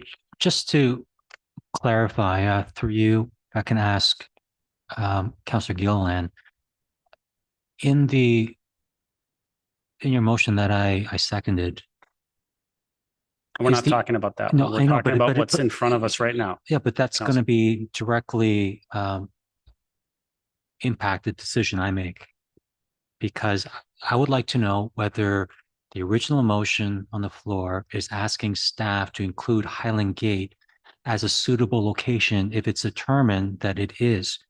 For me, I don't want Highland Gate to be considered as a suitable location, but if it's going to be on the all-encompassing report that Councillor Gilliland is intending, just for analytical and for information and data perspective, I'm fine with that, but I don't want it as a suitable suitable choice in that report.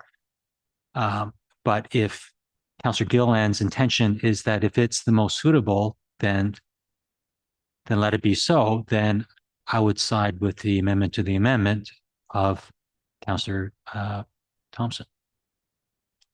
Council, we could have just received this about an hour ago and we would have been done.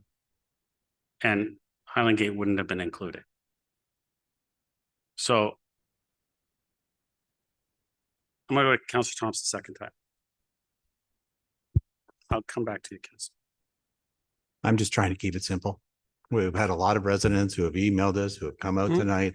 They just want an answer. And I don't believe that my answer is going to change after tonight for any future report. So I don't see the value in postponing the decision and leaving the uncertainty with the residents. They want an answer.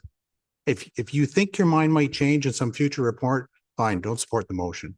But if you believe that Highland Gate is a no, then just let's vote it down now and get it done with. We don't need it for in some future report just to have all the facts together. Let's give the residents a peace of mind and move on. Councillor Gilliland, second time. Thank you. I'm just responding to Councillor Kim's question. The intention was to have listing all the sites, even some of the previous reports, Dent and whatnot, and showing the pros and cons and the lesson learned, but also suitable. Staff came back, obviously, suggesting that they still felt that this was the most suitable, even though in 2019 we had the pushback, but they still felt. So if there's lessons learned, they come back and they go on the west side. I want to know what their analytics are on this. We're going to get pushback no matter what the location is. And I understand that there is a lot of frustration for people in the audience. And I'm not suggesting that when that report comes back that we're going to agree that that's the viable option either. But the reality is that any west side location that we have been presented to council has all been fought with opposition. So to me, there is no real good solution as far as one specific one over another, because I don't have those analytics in front of me because I don't know what it is. I haven't seen it. I've had piecemeal information since the moment I've been elected in 2018 in reference to these leash-free dog park areas, and everything's been from including into a park design to no, we don't want to include it in the park design to okay, Counselor, we're going to have I'm going to pull you we're gonna back have just to the amendment. of the okay, amendment. okay, that's fine, but I just want to have everything wholesome on an area, and I think it's unfair to making piecemeal decisions on a site by site specific without having a full report. And that has been my bone of contention, because every time we've had a report, it's based on one recommendation. And I understand, Mr. Mayor, that you were speaking to everything that's been included on here, but the reality is it's not addressing the west side of Aurora. There is other options that are available. I have had these conversations with staff, and I want to see it all in one report. Thank you. Call the vote on the amendment to the amendment.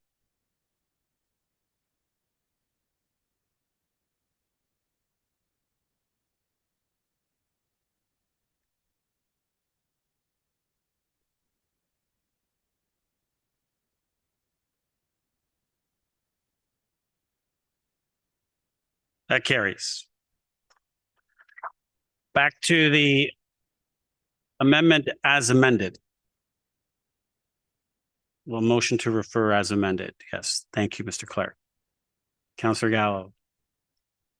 Thank you. Just as a point, I agree that we should not be only identifying the list, the locations that are on the report.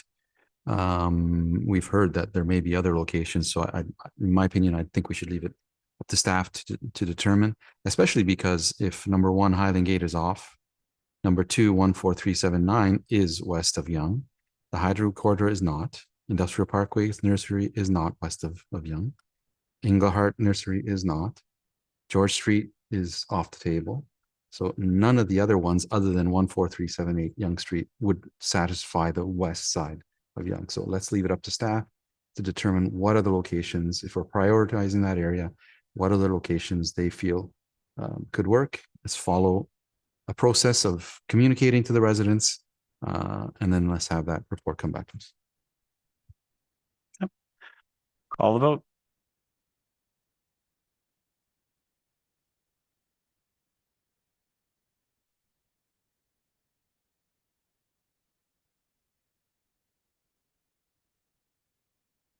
Carries.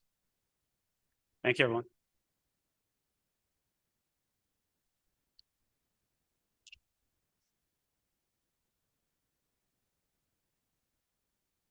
Eight 8.4.1, Councillor Kim,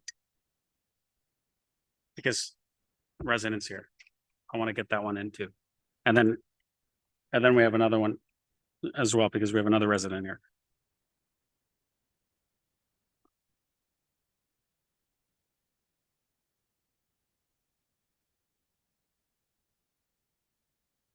Councillor Kemp.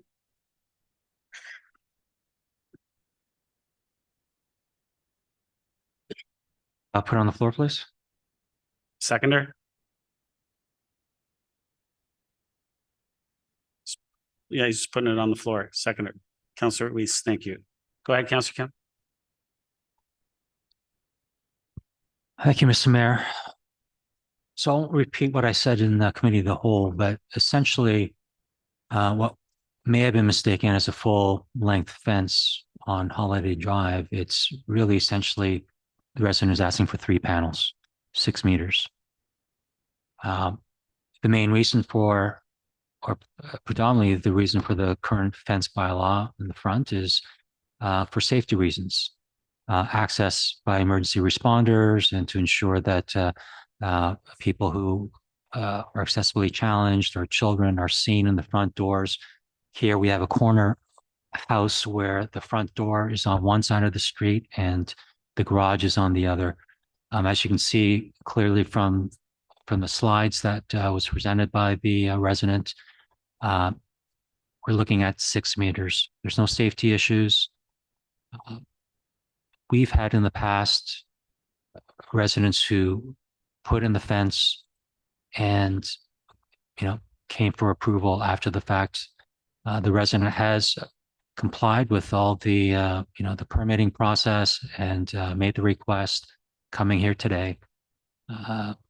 So I am not for the staff recommendation, and I believe that we should allow the resident to construct the 6 meter fence. Thank you. Councilor Gallo? Thank you. Through you to staff, if we could get him down, I have a question. The owner of the home had put up some slides of I think it was his last slide, of other homes in the neighborhood that are similar to what he is requesting.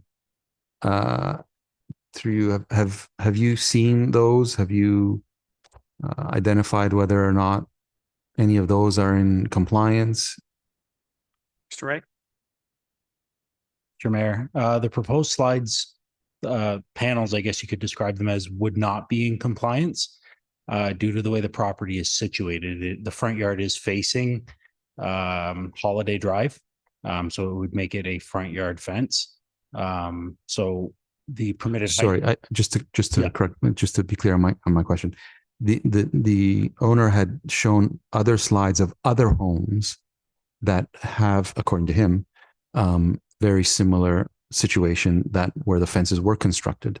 And I'm just wondering whether or not staff have gone out to view those, or whether or not those are in compliance or not. Mr. Ray? Mr. Mayor, no, we have not. I was unaware of those slides prior to today.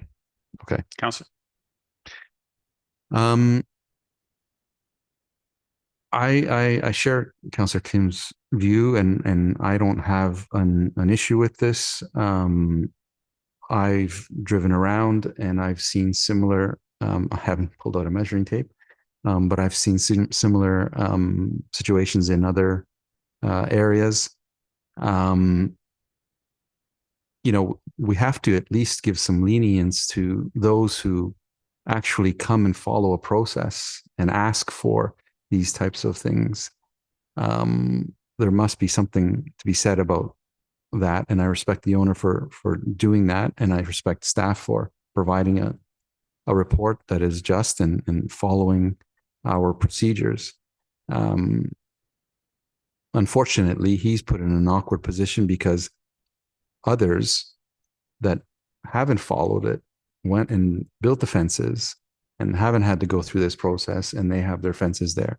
And it's a complaint-driven process. So, do we go around and ask all of them to take theirs down now if we say no to this? Is this really that egregious? Can we say that perhaps our bylaws are maybe not as clean as maybe they should be? I don't have an issue with this, and I'm happy to allow him to build a fence. Any other comments or questions? Councilor Gilliland?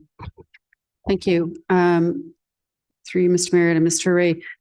I see an email that was sent to us, and I just kind of want to clarify for the public as well, is that our fence bylaw was modernized and amended in 2022. Is that correct? Mr. Ray? That is, through you, Mr. Mayor, that is correct. Thank you. So we have taken a look at the bylaw and made revisions that we felt that were necessary. Through you, Mr. Mayor, Mr. Ray, are there other examples of properties like this where someone may want to make a further request similar to this resident that would exist all throughout Aurora? Mr. Ray? Through you, Mr. Mayor, yes, it's possible that there may be other properties like this throughout town. We're just unaware of any at this time. Counselor? Thank you. My only issue I have with this is it sets a precedence with one corner lot to another corner lot, and there's several corner lots in Aurora that could present with the same argument. And I would suggest that this would be something that more people would want to come forward with this type of a amendment, which leads me to believe then, as council, is this something that we want to ensure we change in our policy? Because it looks like to me we just approved our policy in 2022. So I am concerned that we are going down a slippery slope here with this specific compliance with this specific fence. I know we've had several other instances of people coming forward with other means of accommodation, whether it's putting a privacy screen fence through Mr. Mayor, Mr. Ray. Can people put, or residents put a privacy screen fence a little bit higher than their fence? That is a way that they could be creative in creating a little bit more privacy if that's so what they choose. Mr. Ray? Through you, Mr. Mayor, at this time, that would also require an exemption depending on the height. So the privacy screening is also included in the, so for a side and rear yard, 2 meter height restriction, which is 6.56 feet. And similarly in a front yard at 1.2 meters, anything above that, including privacy screening, would also require an exemption. It would be non-compliant with the current bylaw. Counselor? Thank you. So even if it was set back within the property, they couldn't do that? Because I just noticed within some some yards, they do have that. Mr. Ray? Through you, Mr. Mayor, even if it was set back on the property, it would not be permissible. The bylaw stipulates based on front, rear, and side yards as defined in the bylaw. So depending on where it's located, it would fit into one of those categories. Counselor? Thank you. Through Mr. Mayor, Mr. Ray, could somebody plant some shrubbery, trees, cedars to add extra privacy if that was really the main concern? Mr. Ray? Through you, Mr. Mayor, again, the bylaw does speak to hedges and shrubbery as a form of fencing, depending on how it's used. And in the schedule, it outlines specific locations where it can be. Otherwise, that too would also form part of fencing and may be restricted. Counselor? Thank you. But you could plant some cedars on the inside of your fence if you wanted to and give yourself a little extra privacy. That's just really my question. Mr. Ray? Through you, Mr. Mayor, yes, you could, as long as they're in compliance. Thank you. Counselor? I'm happy to hear what my other colleagues have to say around the table. I'm not 100% convinced on changing the bylaws for this unless we as a council want to look at modernizing our fence bylaws further, because I feel like, again, this is a slippery slope where I feel other people will come forward with very, very similar lots. It's not unusual for a corner lot to have these side yards. And so I would assume that we would have looked at this closely back in 2022 and agreed whether this is something we wanted to put aside as these circumstances. Otherwise, doing it case by case, I just don't think that that's something that we should be doing. I think we should look at it as a whole, as a policy. So we're not coming here one by one if that's the case. So at this point, I'm supportive of staff's recommendation. Counselor Gardner, first time. Through you to the officer. And I apologize if I missed this. But what is the intent of the height restriction? Mr. Ray?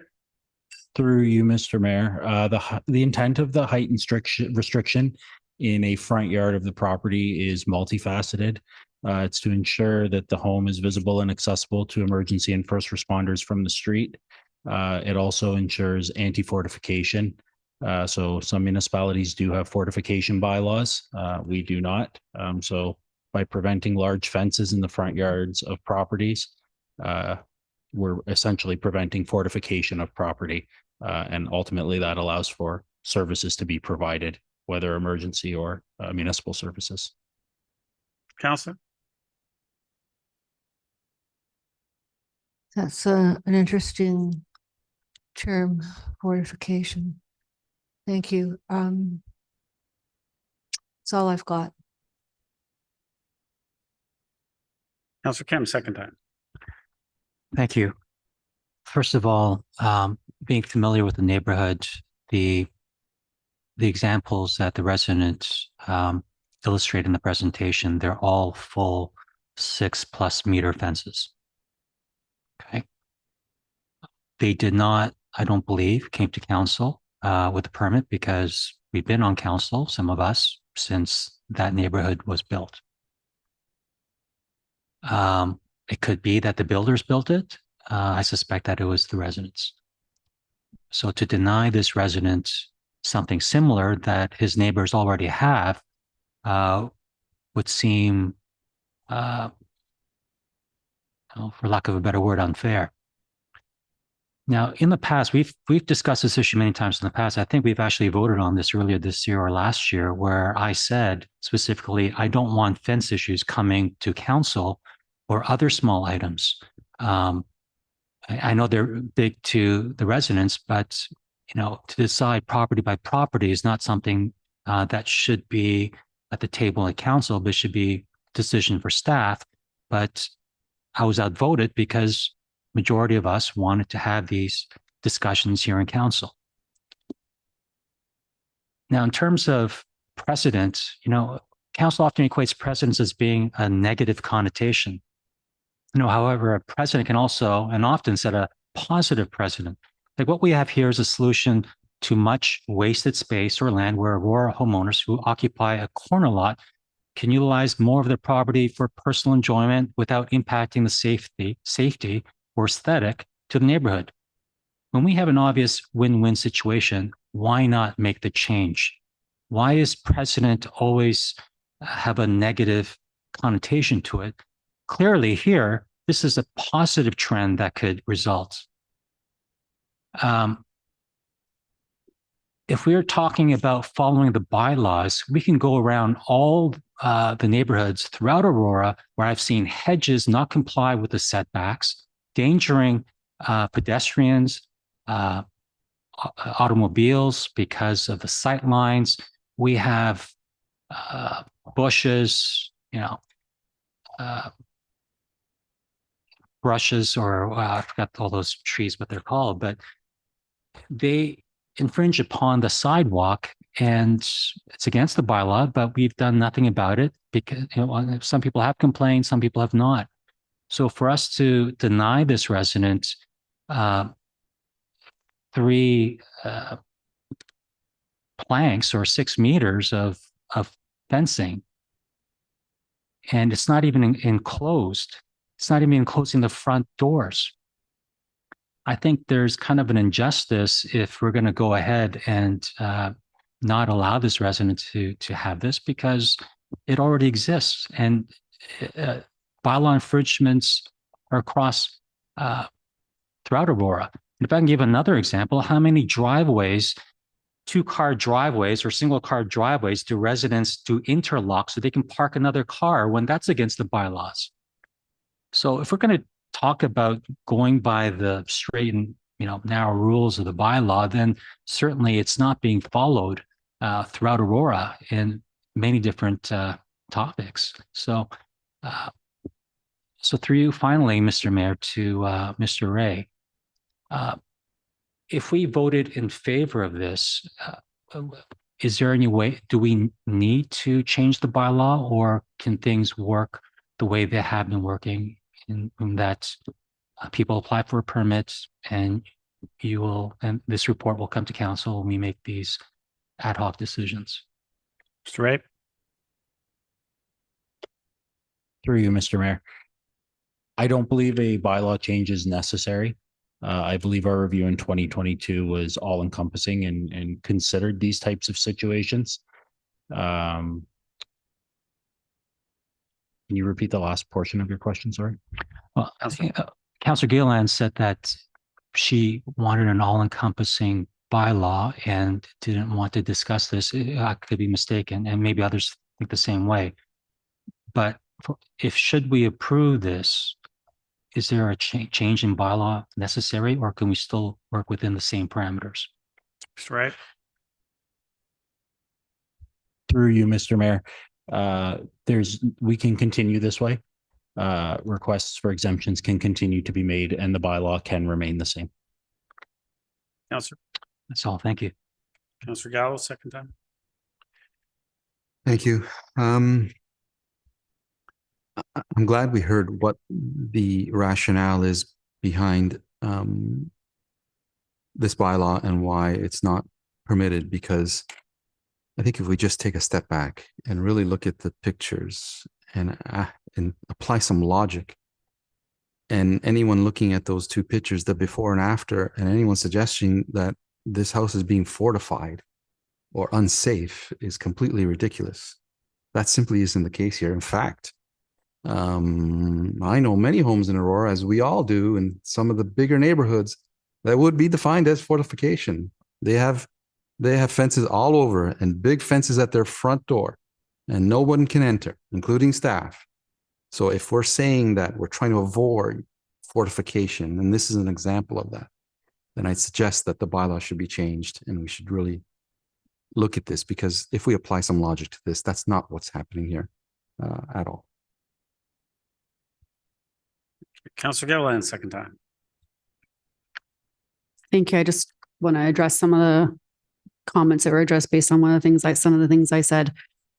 Reading the report and hearing everybody's comments and such, I do think about, some of the decisions we've made in the past on some of the bylaw requests regarding fence in the last 6 years I've been on council, and also some of the discussion about delegated authority. And if we want to have delegated authority, then this wouldn't be coming to council and it would have been denied outright. So, please, I'd like to hear what people have to say. However, I'm just not 100% convinced. And I think back to St. John Side Road, where a gentleman want extra height because of the noise and the dust and on a regional road, and had a doctor's note and had everything. But yet council decided that wasn't good enough for that resident. So here we are picking and choosing specifically what's good for one person's enjoyment versus another person's enjoyment. And I feel like we have to be very careful about the decisions we're making around this council and who we decide whose enjoyment is more important than somebody else's. And if we really want to make a change in our bylaw on these specific instances, if we find this is something that's coming back to council on a continuous basis, then maybe we need to make a change in our bylaw so we don't have to keep coming back to council on something like this. I just feel like this is not fair for some of the decisions I know that we've made as council in the past based on something similar. So my decision still stands. Counselor Gardner, second time. Thank you, Mr. Mayor. Am I on? Yep. We've tasked Mr. Ray, who is our bylaw manager, with upholding our bylaws. And there have been times where Mr. Ray and I don't agree. But I defer to him because he is the expert, and we have agreed that he is the expert. And he's written a report, and I have to be in favor of the report. It's not individual to individual. It's just our bylaws are our bylaws, and they need to be upheld. So I thank Mr. Ray for putting this report forward. I'm sure that there's many times when he might step aside from his official duty, his official title, and just be a person and might have a different opinion, but he is tasked with actually forming some of our bylaws and upholding them. Thank you. Thank you. Any other comments or questions?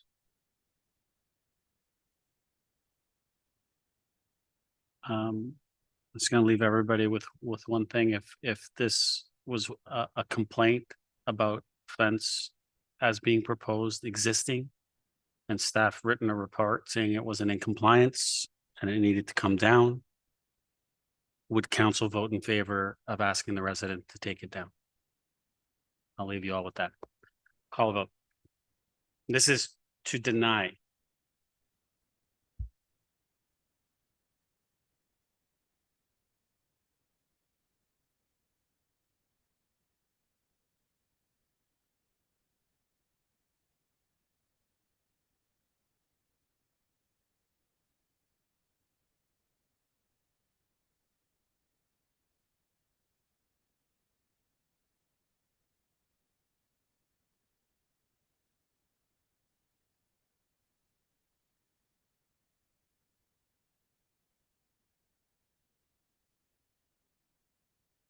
I think so.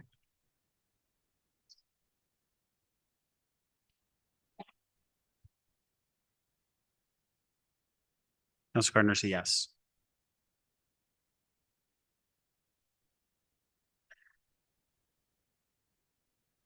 It's defeated. Do you have it already? Councilor, can we put that up? And Councilor Kim, if I'm assuming you would want to put this forward? If you're okay with the wording, we're just, the clerk. It's right from the staff recommendation. It was one of the options to consider from the report, but we'll put it up on the screen and you can just read it. There it is. Is that good?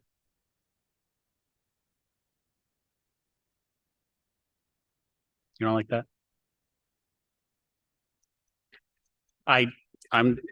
It's in the staff recommendation, so you guys can word it the way you'd like. I'm just, the clerk has put up what the staff recommendation was. If you wanted to put that the fence variance request at 241 Holiday Drive be approved, period. Full stop? Okay. Someone want to second that? Councilor Gallo, thank you. Does everyone understand what we're voting on?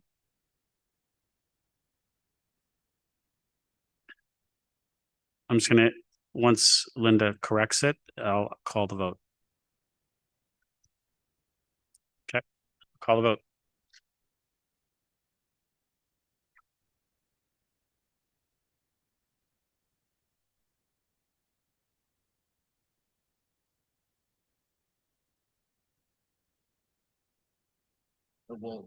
We'll include that.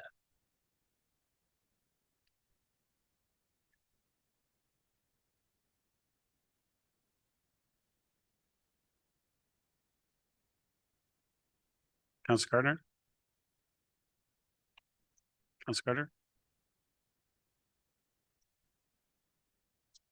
That carries. Council, you think we can get the next one done in 7 minutes? Yes? All right. We are going to 8.8.2, which is the update to the street naming policy. Councilor Gardner, you pulled this one. Did you want to move it?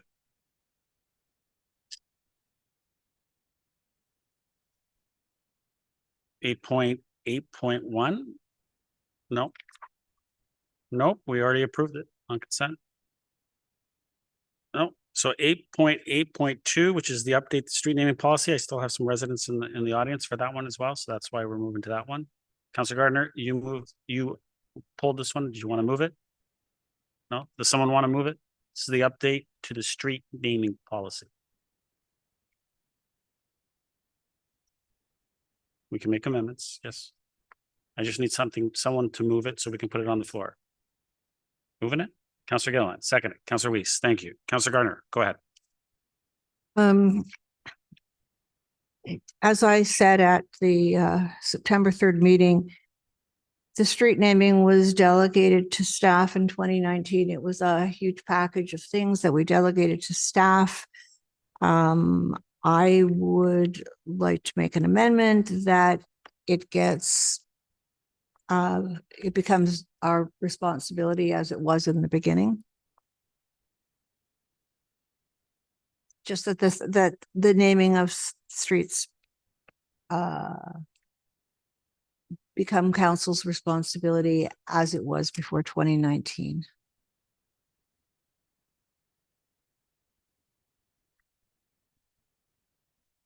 Mr. Romano? Do we currently, if someone proposes a name for a subdivision or for any street, does that come as a report to council for council's and approval, or does staff just approve these without council's Yes. knowledge? Oops. To you, Mr. Mayor, we haven't had many, but Councilor Gardner is right. In 2019, a delegation bylaw delegated street naming to staff. Okay. So Councilor Gardner, how do you want this worded? You got it, Ms. Clerk? He's got it. Okay. Is there a seconder for that? Councilor Gallo, thank you. Councilor Weiss, is this to the amendment or is this back to the original? Okay. To the amendment. Anybody?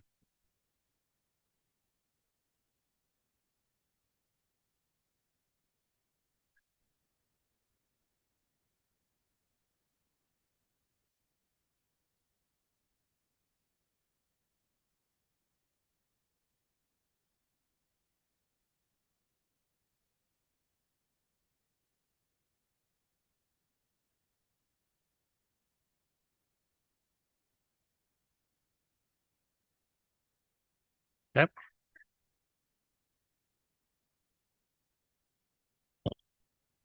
To the amendment. Anybody? Councilor Gallo? Through you, Mr. Mayor, to staff, could you just go through the process? So I'm clear on how staff deals with the naming of streets. Mr. Romano? Certainly through you, Mr. Mayor. So yeah, currently we do have an approved bank of street names. So if an applicant comes forward with a development that requires private or public streets, we refer them to the street bank of approved street names as their first choice. And in some cases, they select it from that, or they propose their own. When we do have a proposed street name, we'll then run it by emergency services, York Region, fire, police, to ensure that there are no confusions or conflicts with other similar sounding names. And once we get a sign off from York Region and EMS, street name essentially is approved and then can be used as part of a development. Then it gets codified in either a plan of subdivision or plan of condominium. Councilor? So through you, Mr. Mayor, at what point in that process in the past did it come to council? Mr. Romano? Through you, Mr. Mayor, typically when staff would recommend they bring forward a report on a development application recommending approval of a given plan of subdivision or condominium, one of the recommendations would also include for council to approve a proposed street name. Councilor? Okay, yeah, I mean, I'm not a big fan of delegated authority, as most of you would know. And considering the previous decision we just made about a fence that can come and go, streets named are pretty important. So I don't have a problem with having this come to council for approval. Thank you. Councilor Thompson? Thank you. I want to go back to the process. So through you to Mr. Romuno, probably most likely where this will come to play is the development on Leslie Street, some of the business parks. But in the past, it's been the developer. They're not obligated. While we may recommendations and we may put forward our street names in terms of what we have in the bank, they're not obligated to choose those. They could, for whatever reason, choose to theme their streets or go in whatever direction they'd like. Is that correct? Through you, Mr. Mayor? Mr. Romano? Through you, Mr. Mayor, yes, that's correct. So Councilor? in theory, I mean, you could present us the business park or an area that has 5, 7, 8 streets with all different names, and council then could spend all night deliberating what would be the one name we want to replace with every single street. And that's why I think we delegated authority, so that it wouldn't become a debate in public about what's the appropriate name to pick from the bank to replace from these others, and to avoid any political connotations around it. We thought it would be best to build this bank, certainly do everything we can to work with the development community for whatever, to try and put forward those names and promote those names, but kind of keep it out of the political realm in terms of deciding what streets would be named what. And so I'm still comfortable with the delegated authority, but again, trying to reinforce the value and the importance of the names that we put in our bank and getting staff to continue to work as they have in the past to try and promote and get those names selected by whatever development. Councillor Gardner. Thank you. My concern is, it's from the report from the 3rd, that street names for private streets shall generally be determined based on, and then we've got a whole list of criteria. And then it says a request made by a developer, a theme or promotional name may be proposed to assist with marketing. I think that it should come to council if I'm just not, anyway, I just don't like it. What can I tell you? Thanks to Councillor Gallo for seconding it so I could speak. I didn't expect it to pass council, but I don't think that a request made by a developer or for marketing should be allowed, and I would like council on control of it. Thanks. Councillor Gallo, second time. Thank you. Through you, Mr. Mayor, to Mr. Ramuno, I just wanted some clarity around what Councillor Thompson just said in terms of who has the ultimate authority on the selection of the names. Does staff currently have, or can a developer say, no, I want this name, and as long as it goes through all the different channels and it's appropriate and the region is okay, and do we have any say to say, no, we don't want that? Mr. Romano. Through you, Mr. Mayor. So we do, staff will work with an applicant and we direct them to our bank of approved street names to begin with. In some cases, they'll select a name from that list. In other cases, they'll propose their own name. So we'll work with them from that point of view, but we will always, suggest to refer them to the bank of approved names. But occasionally they'll propose their own names, and at that point we'll run it by the through the process to EMS, Fire, York Region, ensure that there is no conflict with any name that is ultimately selected and approved by myself, staff, as part of that 2019 delegation bylaw. Councillor. Okay, so that's different. I mean, if and maybe I misunderstood, if ultimately a developer can determine and we can't say no to them, then this is a moot point. There's no point. I don't want to see it because we don't have a final decision. But based on what I heard, the town, whether staff or us, does have the final decision on the naming of it. I don't know how politics would enter into this. My preference is we exhaust all the names on the cenotaph before anything else gets approved, and we should stick to that. And if something comes to me and it's a choice between something a developer chose and a name on a cenotaph, you can rest assured I'm going to vote for the name on the cenotaph. So I'm happy to see this come towards us. Any other comments or questions to the amendment? Councillor Kim. I would not be in favor of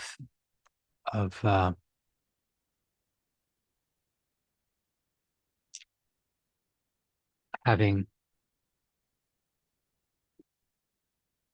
these naming discussions here in council.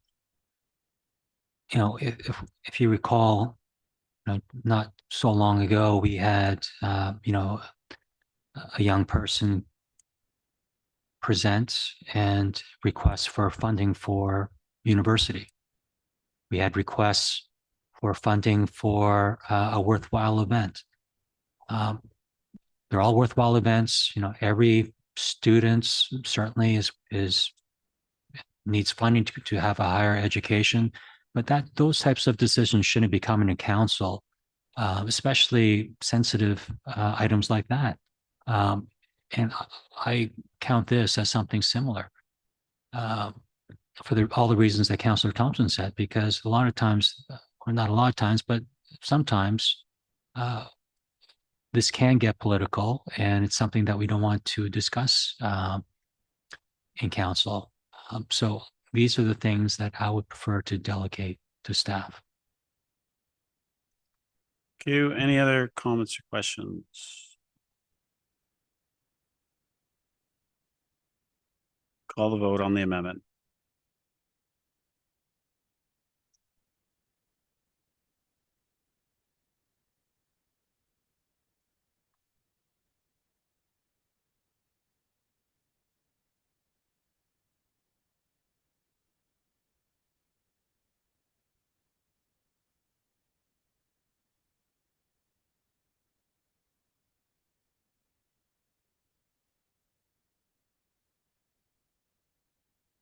Councillor Gardner is yes.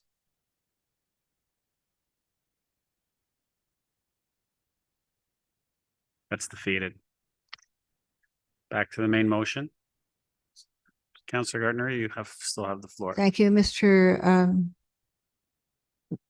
I believe that Councillor Gallo has made an excellent suggestion, and that all of the names that honor our veterans should be exhausted before we allow another name to be chosen by a developer or for marketing purposes.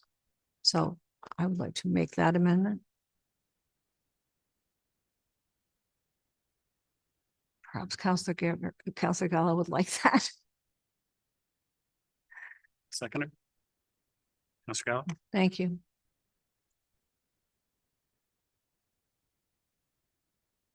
You have that, Mr. Clark? Yeah, thanks.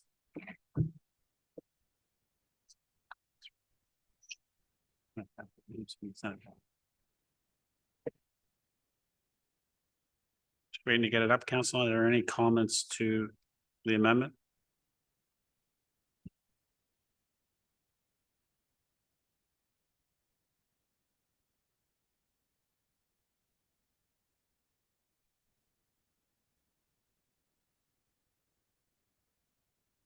Just have to wait to get it on the screen to even vote on it, so.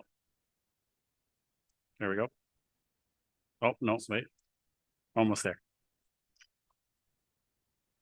Councillor Gallo, did you want to speak to it? Just wanted staff's view on that, whether or not they see any issues with it. Mr. Romano? To you, Mr. Mayor, I'm sorry that we exhaust the list of names on the approved. Yeah, I don't have an issue with that. Okay. Councillor?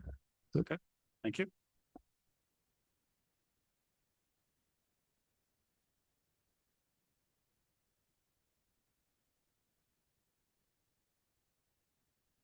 Councillor Gallo?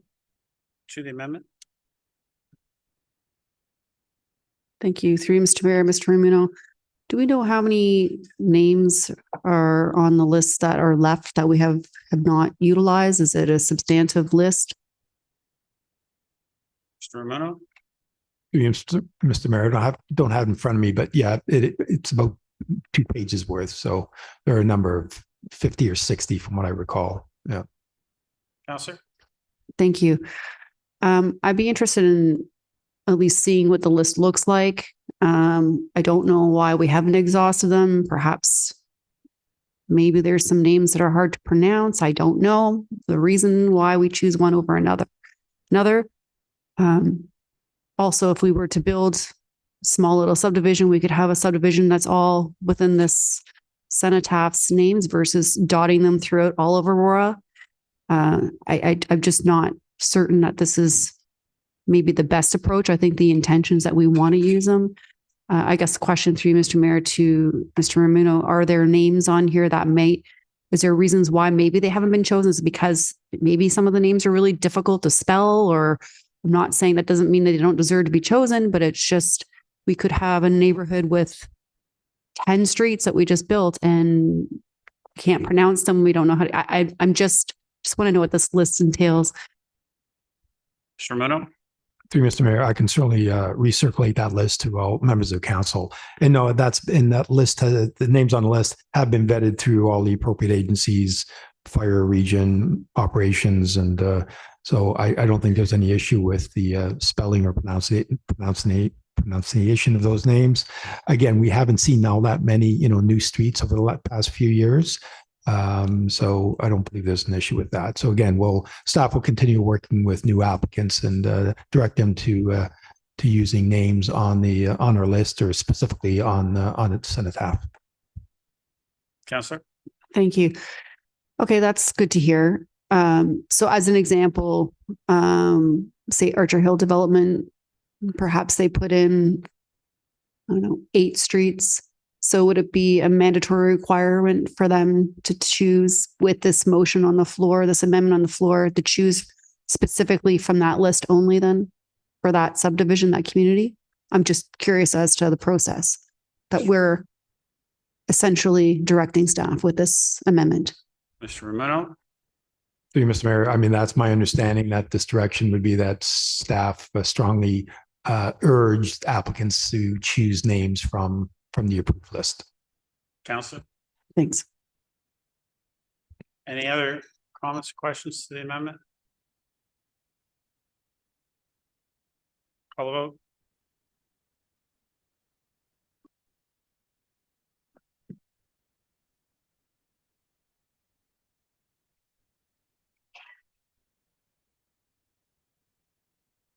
That carries. Back to the main motion. Councillor Gardner, you still have the floor.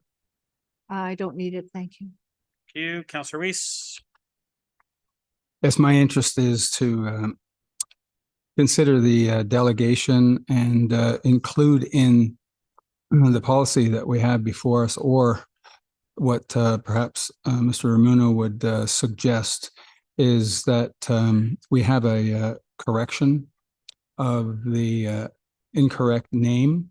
I know there are a number of circumstances around that having to do with the existing policy, which says that the residents on that street have to have 100% approval that the name change is being made for a lot of reasons, legal and otherwise.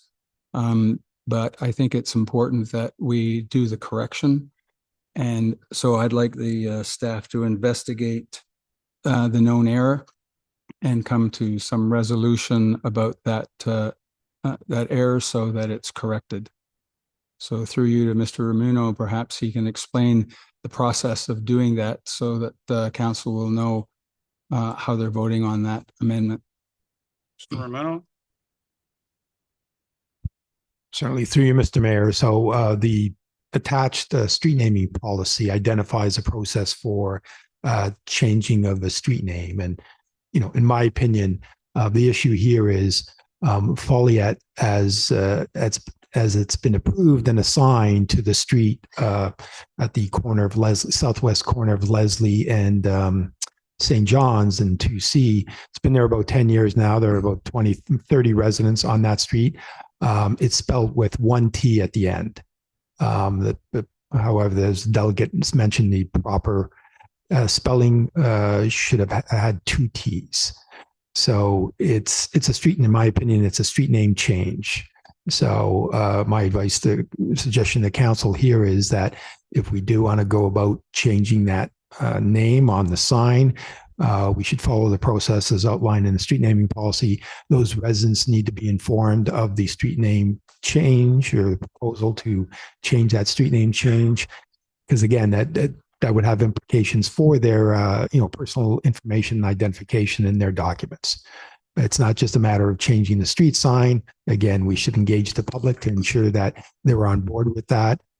We'd have to register a new bylaw to formally change the street name with the land registry office.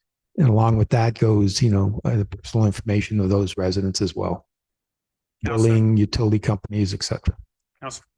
Yeah, I'm aware of that policy, and I feel strongly that the fallen veteran should have his name spelled correctly, and we should be able to admit that error and be able to inform the residents on the street, not only that there is an error, but the reason for the error, that the error was made and that we want to correct it and why we wish to correct it. I also believe that perhaps in our street naming policy, there should be something in the policy that identifies that there may be errors in the future, and that if there's an error understood, that there's a process for doing that. But as you suggest, there is a process in place. It's called a name change, not a correction. And maybe it can be done through speaking to the residents in the area and telling them why this is important. Okay. Councillor Thompson? Councillor Weiss was going to put forward the amendment. I'll put it forward. I agree 100%. I think it's the right thing to do. It's long overdue. And I get that there's a process. I get there's lots involved, but again, it's about doing the right thing. So I'll put forward the motion that staff be directed to correct the spelling of Folliot Street, to communicate to both council and the community for this undertaking a timeline. Wait till I go through everyone and then. It's fine. But again, I mean, you know, there's no reason not to do it. And there's every reason to do it. Councillor Kim? Thank you, Mr. Mayor. Through to Mr. Ramuno. So what happens to residents? First of all, I'm in favor of the name change to honor the our hero and spell his name correctly.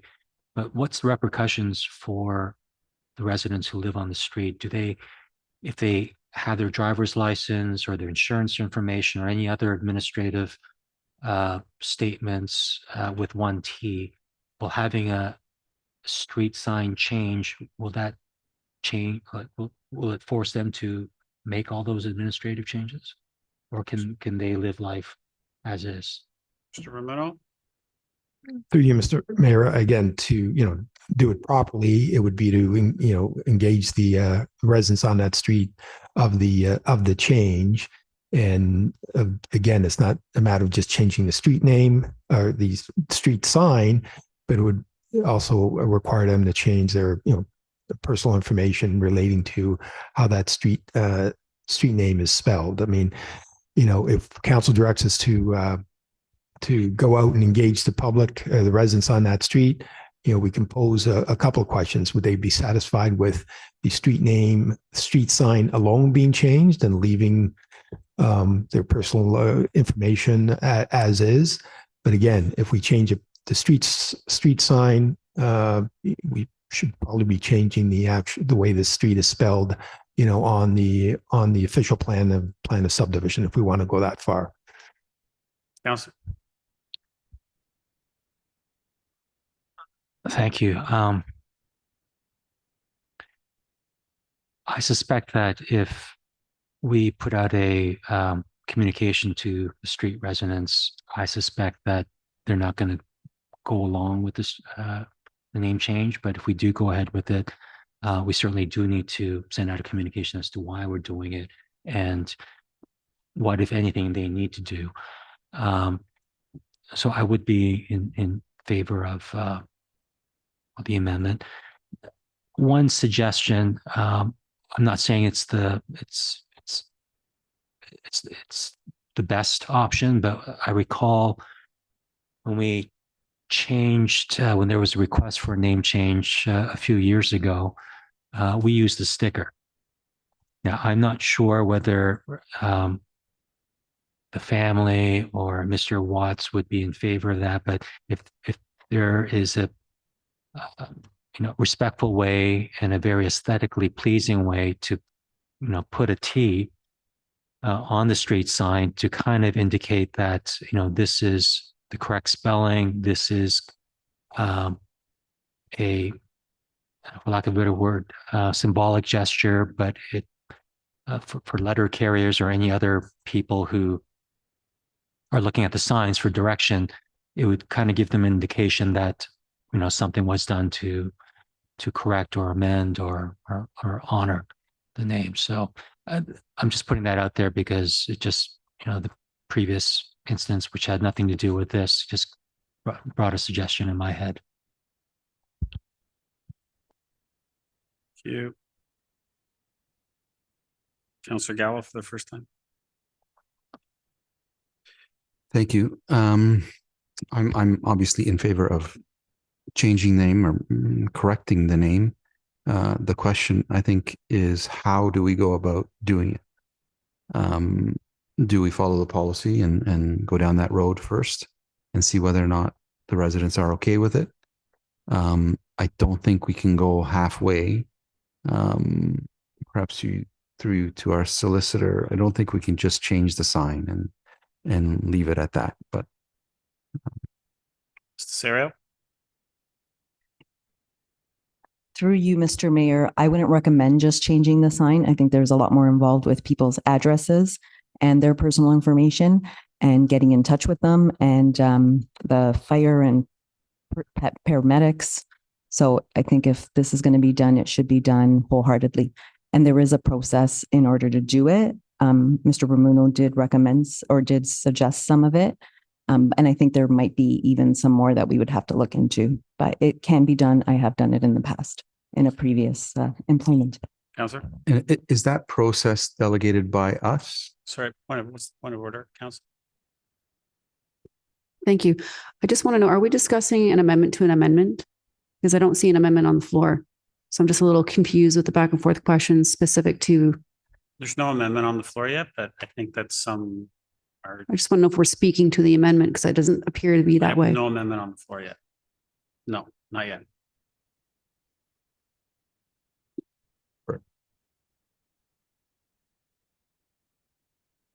So am I doing something wrong? I'm speaking to the report. There's no amendment on the floor. I think the counselor and Councillor Gallo, to be fair, I think the counselor's suggesting that we're speaking to what the delegation and what the possible amendment could come. And I think if the amendment was on the floor, you'd be absolutely correct to be speaking to it. I think Councillor's correct as far as that. That's not what's on the floor right now. So we really shouldn't be talking about that specific item until there's an amendment on the floor. So if that's the case, I have no problem taking an amendment at this time, and then I can come back to you to finish your thought. Well, is the policy on the floor? The policy is, but is the how name, to amend a name on the floor? yes, I could take it both ways. You're correct. I'm going down that Well, path. I'll give you a little latitude. Go ahead. What I was going to ask is the policy under our jurisdiction, and specifically the 100%, because I share Councillor Kim's view that perhaps we're not going to get 100%, but if that's under our purview, maybe we could put some thought to lowering that number in order to achieve what we're trying to achieve and appease everyone. Is that our policy, our guideline through you, Mr. Mayor? Mr. Romano? Through you, Mr. Mayor. So the policy identifies a process for changing of street names, an application to the planning department, notice to residents, and ultimately a report to council for consideration. The 100% requirement for 100% buy-in from all residents on the street is not specifically identified there, but there is a notice provision that any resident who has an issue will raise that with staff, with council, with the proposed street name change. So ultimately, it would be up to council to determine whether to accept a street name change based on the input, a response from the residents on that street. Councillor? Okay, let's hear the other discussions and we can go from there. Councillor Gardner, second time? This is rather bizarre. We made a mistake. We've dishonored the veteran, perhaps his family, by spelling the name incorrectly. We have to correct it. And then we have to tell the residents. Councillor, I'm to the policy. Now I'm not going to give you as much leeway as I gave to Councillor. Okay, so it's not in the policy. If we make a mistake in the spelling of a name, we have to correct it. Period. Whatever the residents think, whatever the implications are with address changes, etc., fire, we just have to fix our mistake. This is getting bizarre, this conversation. Thank you. You guys are the ones having it.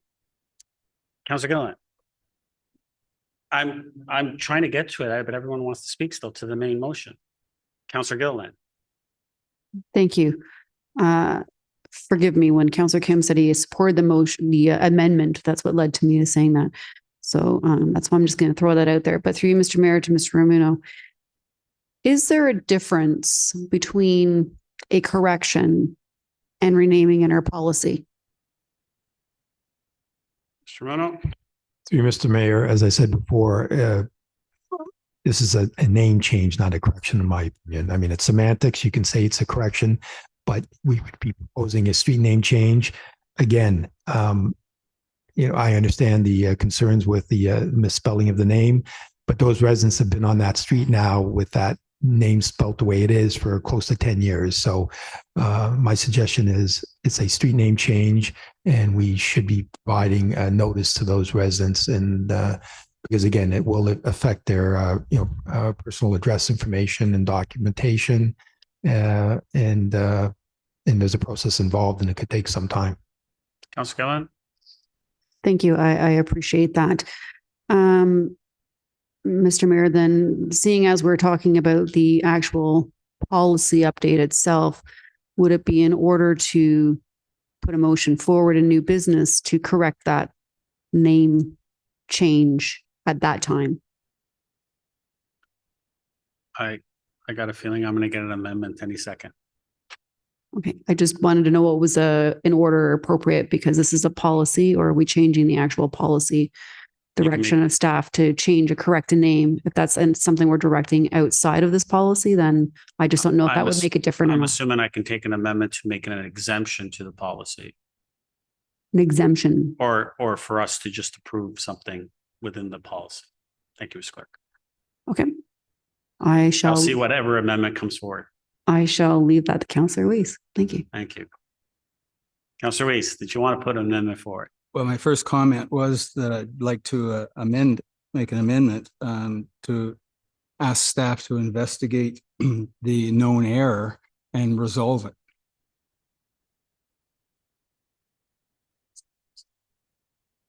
And that known error, we know it is what it is. We know the policies that's in place. And regardless, I'd like to have it resolved, because it makes perfect sense that it becomes resolved. Is that what you like?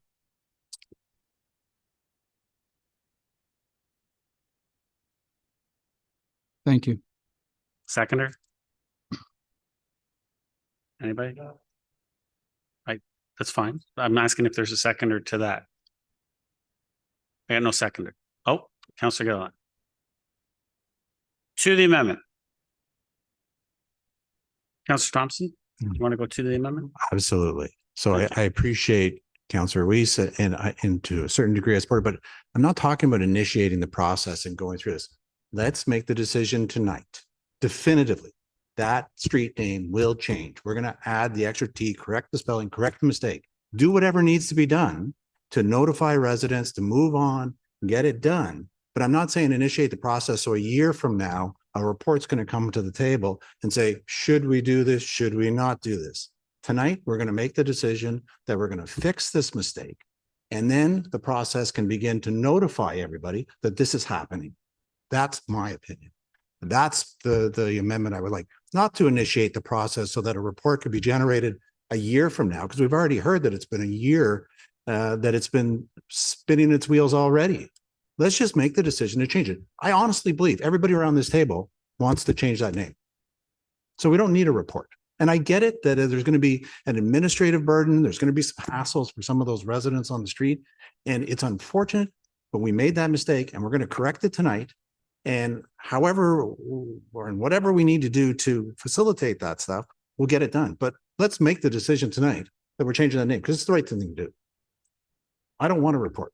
I'd prefer, Councillor Weiss, if it's not so much that staff initiate the process, but as suggested, that staff be directed to correct the spelling of Folliot Street and communicate to both council and the community of this undertaking, timeline, process, however you want to put that at the end, that's fine. But let's make the direction that it gets changed tonight.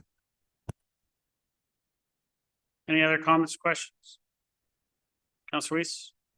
I agree 100% with Councillor Thompson. And I recall that I said that I wanted this to be done and resolved, not a report back.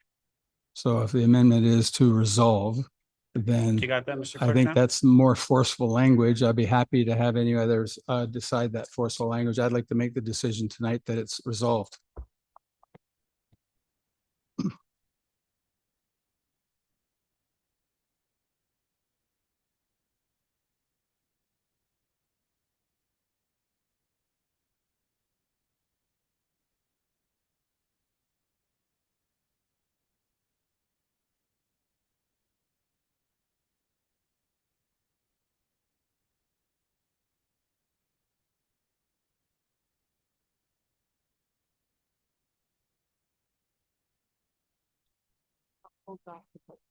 People in the audience. 8.3.1.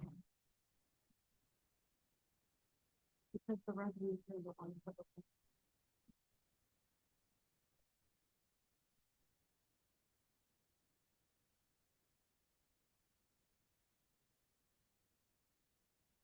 How's it going, John?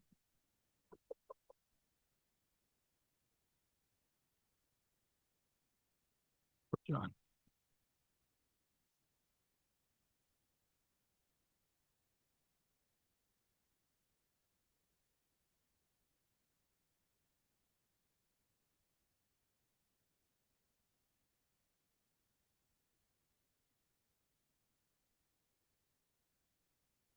Council, we're gonna just taking a minute to get the words up on the screen.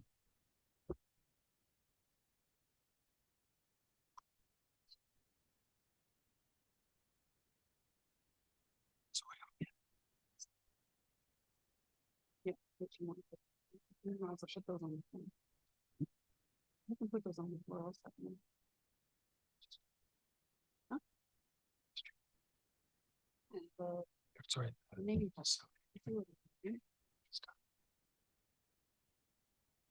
Okay, amendment that the name changing process for streets be waived to facilitate this change and that the name Foliot Street be changed to Foliot Street and staff take all necessary steps to implement this change.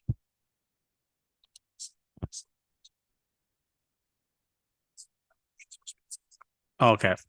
Let me read That this. the name changing process for streets be waived. Period. And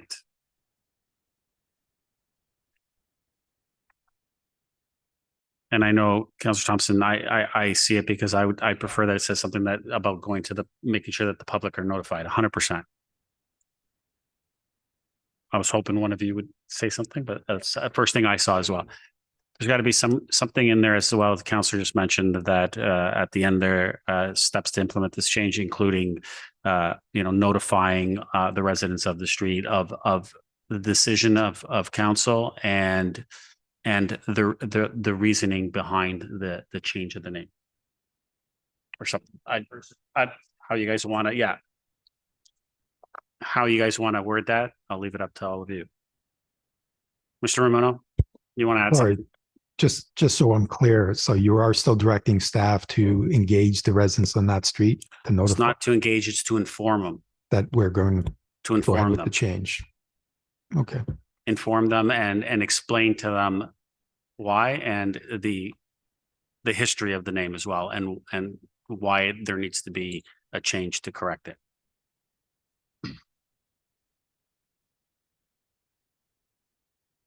Is this all to the amendment? Yes. Councillor Gallo, I'm gonna go to you first. Let me just see if I can get you here. You got it? Thank you. Go ahead. Thank you. And we all want this done, and I really hate doing things on the fly, especially when it comes to the impact to residents and how we mitigate that as best we can, and at the same time come up with a proper solution in terms of what we're trying to achieve.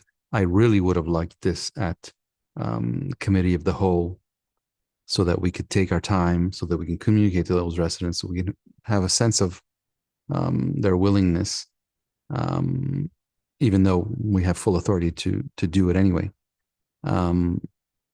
So just so I'm clear on what we're doing, we're waiving the process, meaning that we're not going to seek the 100% okay from the residents, and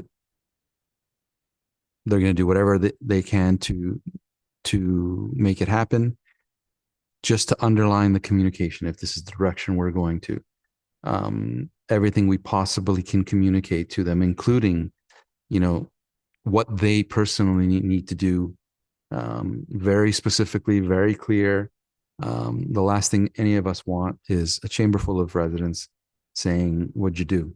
And you didn't communicate, and you didn't tell us what to do. You didn't say what the ramifications are, any of that. We have to go way above and beyond what we would normally do in order to get in front of this, and make sure they clearly understand what they have to do and why it is that we're doing this.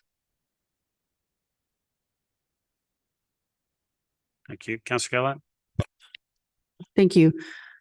For language sake, I'm just trying to understand what the amendment is. It does state that the name changing process for streets be waived. And if we are talking specifically for Folliette Street, I just want to understand the context here. Is this amendment specifically just for Folliette Street? Through Mr. Mayor to Councillor Weiss, I guess. Just your. That's certainly my intent. I don't want the C to be waived. This is a circumstance of correction. Councillor? I'm not asking for the entire policy to be changed, just in this instant. Councillor? Thank you. I just prefer, just for language sake, if this is the intent, that it would suggest to say that the name changing process for Folliette Street be waived and then the rest remain the same. That way we're not changing the process for all streets. I'm assuming that is what we're trying to achieve for today. Through Mr. Mayor and Mr. Councillor Thompson, would you, based on some of the conversation back and forth, would you agree that was the intent of the amendment, was to address Folliette Street only? Thank you. Okay. So through Mr. Mayor, would we be able to do a friendly amendment? Would the councillor be in favor of that, to be able to specify that so we're not waiving all streets? It's fine. I mean, as I said, you guys can do what you want when it comes to language, but it's exactly the same process as when we waive our procedural bylaw for something. We don't specifically pick a specific area within the procedural bylaw. We just say we're waiving the procedural bylaw and then we do what we're doing. It doesn't mean that it's open forever. We've just waived it, but I'll leave it to you guys if you guys want to wordsmith this to make everyone feel a little bit more comfortable. I would just prefer it to say for this street, because right now it suggests in a plural that it's relating to all streets. And so if the mover and the seconder would be happy with that, I'd be happy to move forward.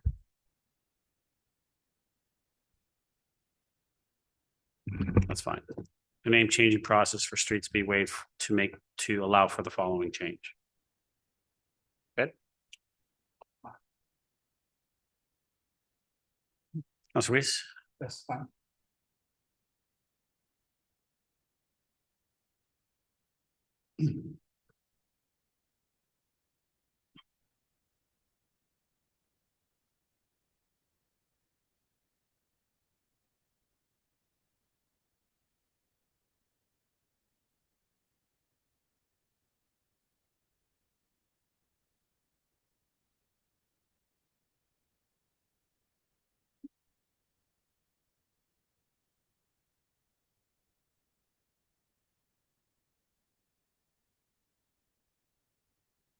Councillor Gardner?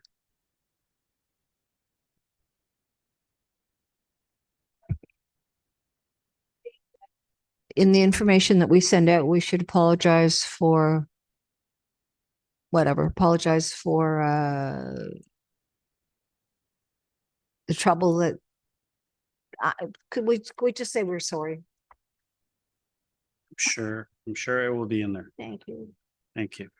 Councillor Thompson, do you want to finish this up there? Just to finish up, I'm really looking to our Director of Communications, Carly Smith, to really start with the why. I think there's also an opportunity here to educate those on the street and throughout Aurora, right? And honor Mr. Folliette, right? Let's try and while it is, a mistake we made, we're fixing it and all this stuff, but let's also look at a way to try and turn this a little bit into a positive experience. You know, educate the people on the street about the history of the individual. You know, we may not do it here. Maybe we'll do it under new business, but I also support the idea of getting a banner built and honoring them in that way as well. And look for ways to, you know, not just rectify the mistake, but, you know, try and elevate and celebrate this hero. Thank you. Councilor Gardner, second time to the amendment. Mr. Mayor, in light of this long discussion, could we prevent any future councils from going through this by putting something into the policy when an error is made? It's not to, let's get through this amendment. It has to be another amendment.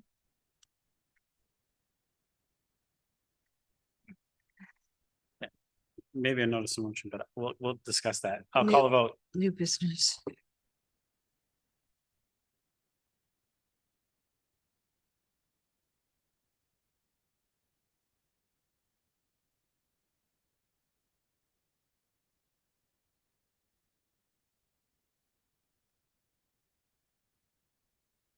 That carries unanimously. Back to the main motion as amended.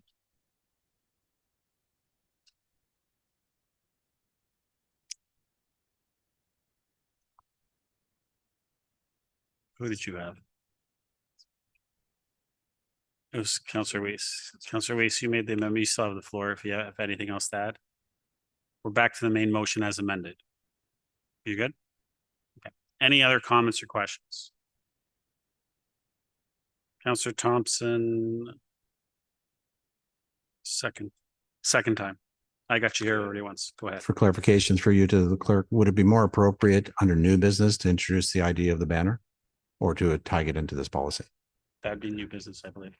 New business. That's fine. Or a member motion. But Maybe the chair will take lenient. I might take it under new business considering how long this night's going, but we'll see. Any other comments or questions to this? I'm going to call the vote.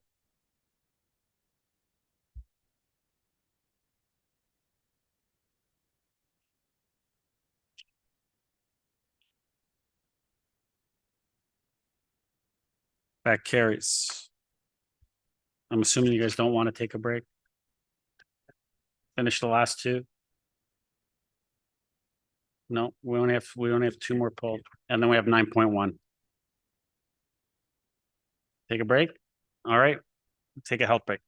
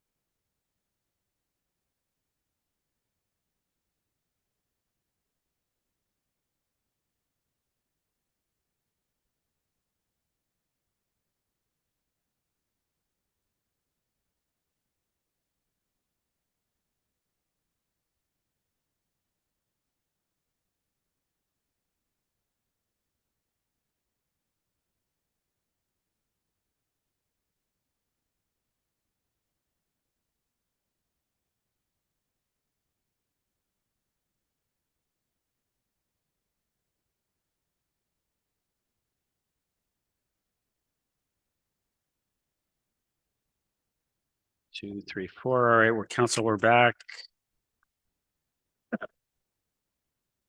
8.3.1, naming rights policy. Councillor Weiss, you pulled this one. Did you want to move it? Naming rights policy, did you want to move this? Thank you. Seconder. Councillor Gillen, thank you. Councillor Weiss, go ahead. One moment, please.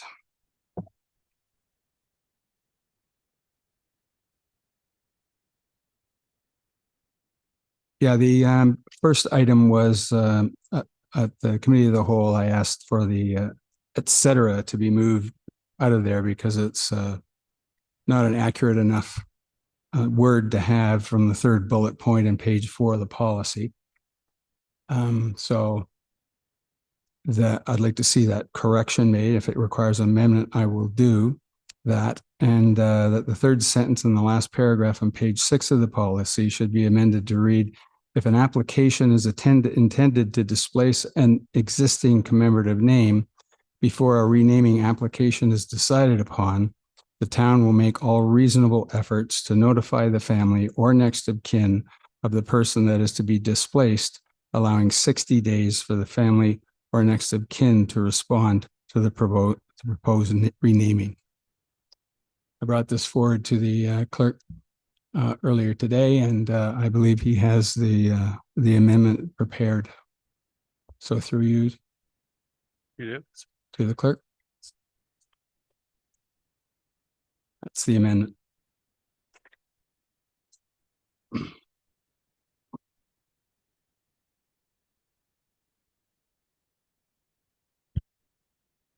I'll put it up now if there's a seconder.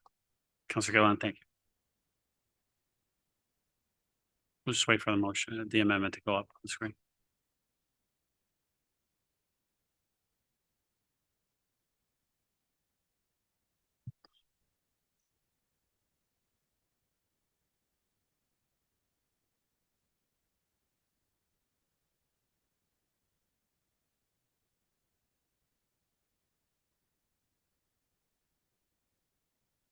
Everyone That's got it? correct.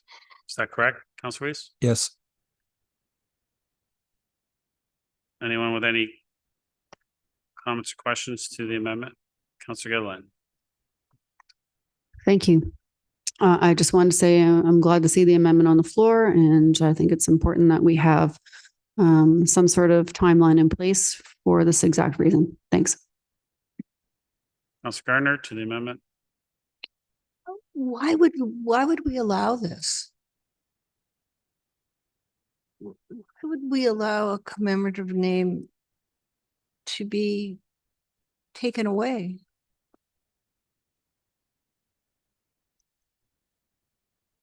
Unless it's, I mean, it's a. Is that are you criminal asking? Case or a.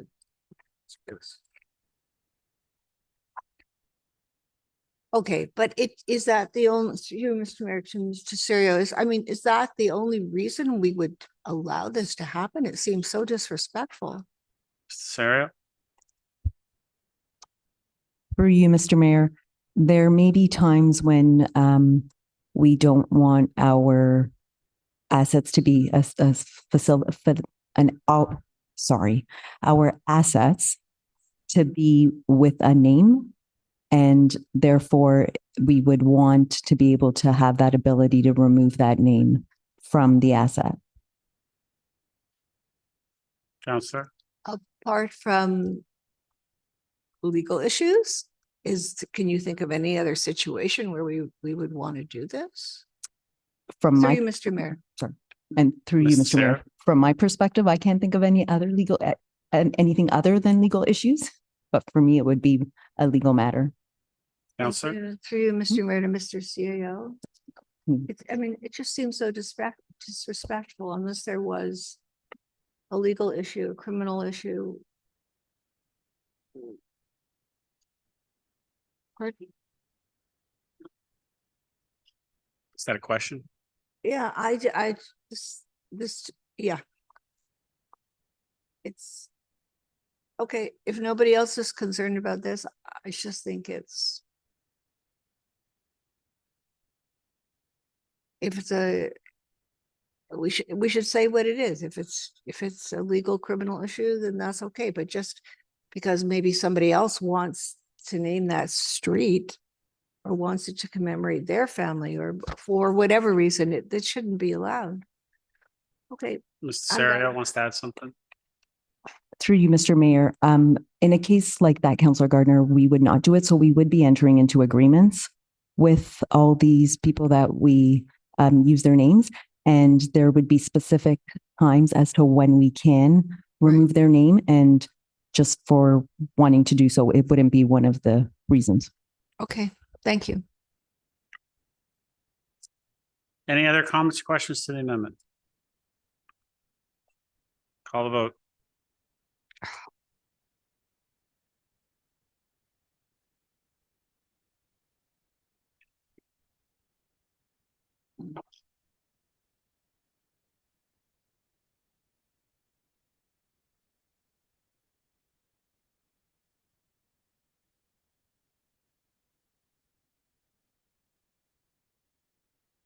That carries.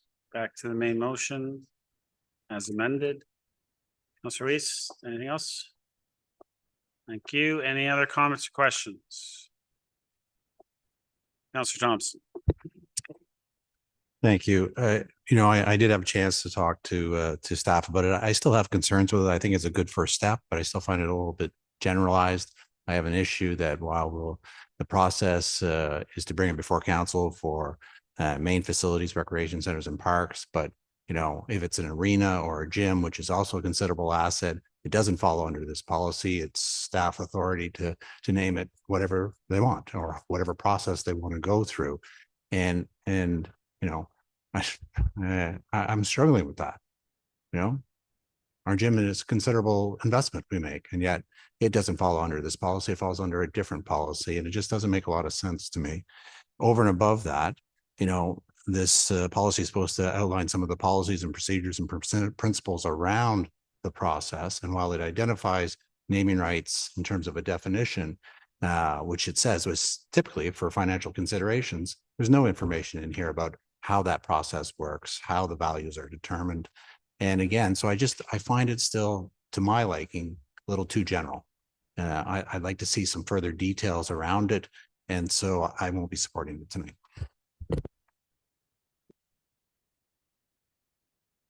Any other comments or questions? Call a vote.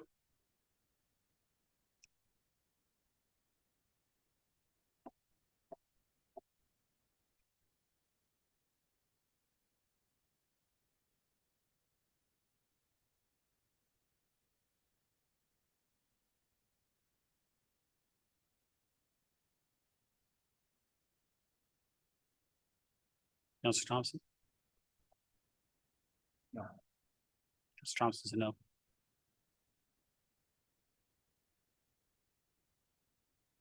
That carries. 8.7.1. Councilor Gardner, you pulled this one. Windrows. Would you like to move what was recommended from committee? Yes, thank you. Seconder? Councilor Gilliland, thank you. Go ahead, Councilor Gardner. I wish it could be free, but I don't think it's fair to the taxpayer to make it free.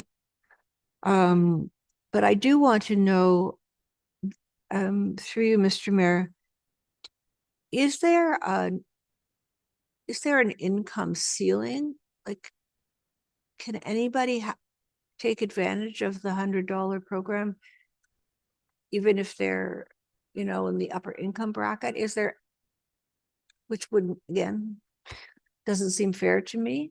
So through you, Mr. Mayor. Steenkamp? You, Mr. Mayor, no, there isn't. Councilor? I believe if you are of age, all you need to do is pay the fee. That's correct. Thank you, Councilor. I don't think that's fair. I think there should be a ceiling. I don't know. I didn't come prepared with what I think it should be. I assumed that there was some stipulation on that, but I mean, anyway, that's all I have to say. Unless anybody feels the same way as I do about it, I'll just leave it. Any other comments or questions? Call the vote.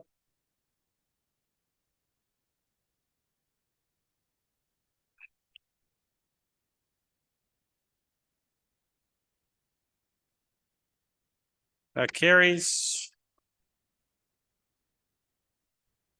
9.1, this is additional information for always stop on Tamarac Trail.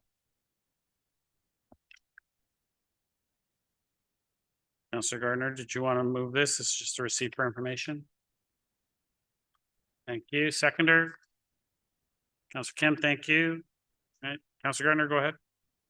I've read what Mr. Batts said, and it just seems to reinforce the where we placed it. It's the speed is apparently the speed has decreased, and there's other situations with freeway stops. Anyway, it just I think justifies the location. Thank you. Any other comments or questions? Call the vote.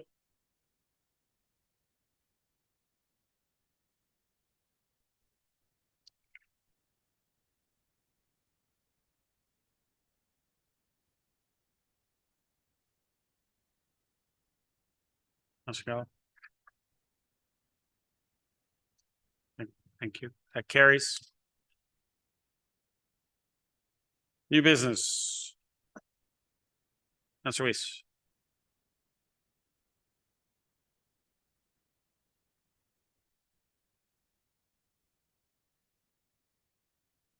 Councillor Gallo, new business. Councillor Gardner, new business.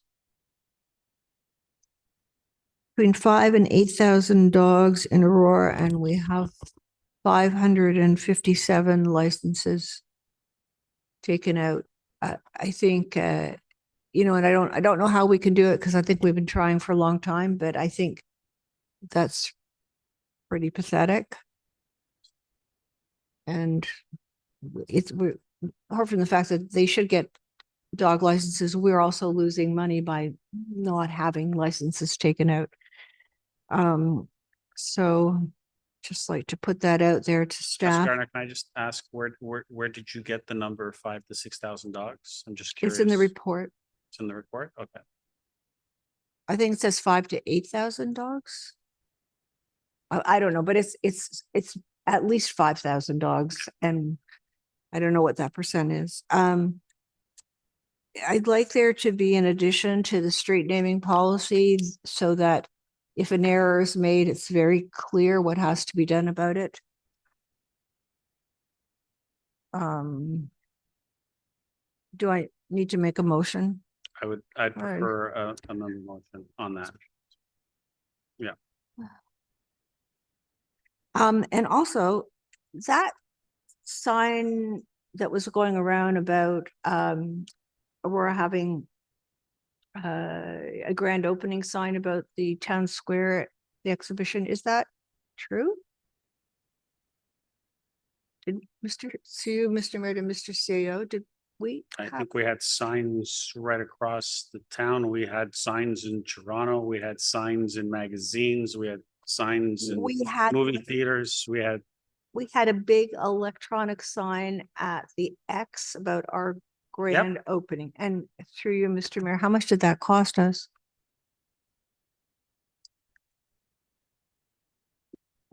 Smith.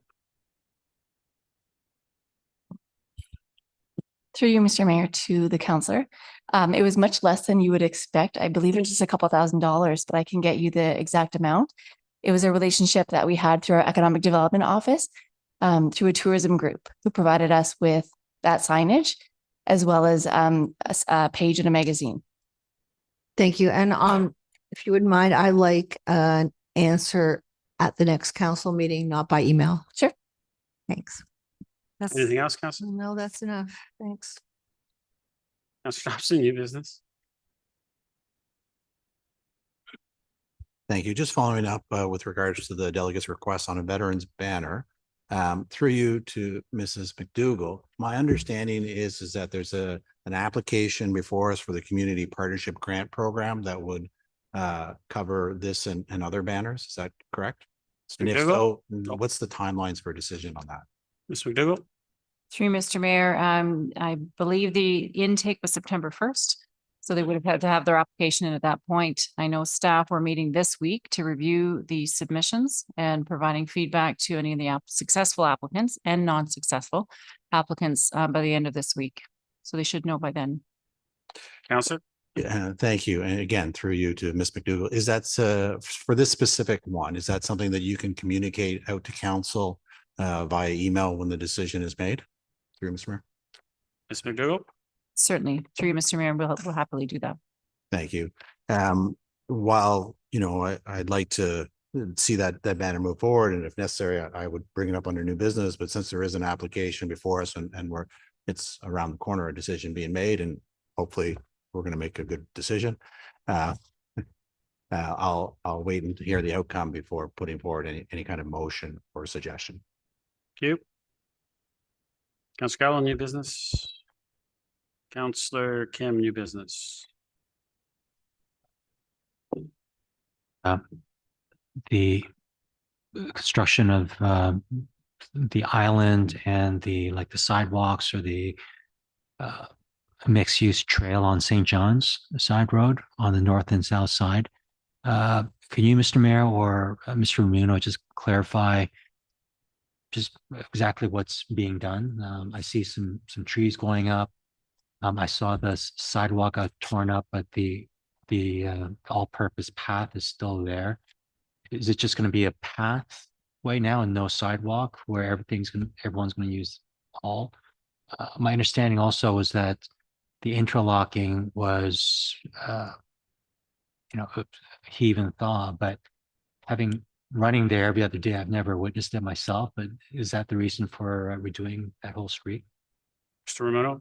To you, Council Kim, yes, that's the issue was with the multi-use path being the asphalt pathway in the sidewalk. The sidewalk was heaving, so there was a height discrepancy. So what the region is doing now is they've eliminated the sidewalk and we'll be left with just a slightly widened asphalt pathway, and the balance of the boulevard will be sodded. And I believe the center median that will be sodded or trees planted there rather than the interlocking, similar to the median, which is planted with trees further to the east, closer to Leslie Street. Okay, thank you. Thank you. Councillor Thompson, you had something else to add? Question with respect to the work that's being done on Wellington Street in front of the SARC, that's reducing it to the one lane. Do we have any sense of how much longer that will be going on and those lane restrictions will be happening? I'm not sure if it's Mr. Ramuno or Mr. McDougall. Mr. Ramuno? To you, Mr. Mayor, I can get an idea on when they're going to complete that. So the region's repairing the retaining wall and the railing there. So, and you're right, it's been down for a while. So I can follow up tomorrow and let council know when the expected completion date is. That would be appreciated. I've had a number of residents sort of just wondering what's happening. It does seem to have been going on for a while. Thank you. Thank you. It's not new business, but I just think we need to speak about it because we just went through it this weekend, a historic milestone in our community with the opening of Aurora Town Square. Essentially, we're ushering in a new era in our downtown core, and I really want to thank everyone that did come out, former councillors, council, and then obviously staff for their tremendous work that they've done. And and actually Premier Ford came out. I think we had a great time seeing him coming and supporting as well, and our MPPs, and our donors as well, for their generosity, and especially the ones that are Aurora residents. I think everyone had a great time. We're here. This is exciting, and especially our residents as well. I think our residents are excited, going by there every day, and in the morning and seeing people there, whether they're using the cafe or just sitting around and enjoying the square itself, and then going to many of the events that are happening over the opening celebration. I'm looking forward to continuing to seeing everyone there and utilizing this space and how it changes our downtown for the future in a positive way. So thank you, everyone. Thank you, staff, and especially thank you to our residents for their patience in seeing this through. Bylaws.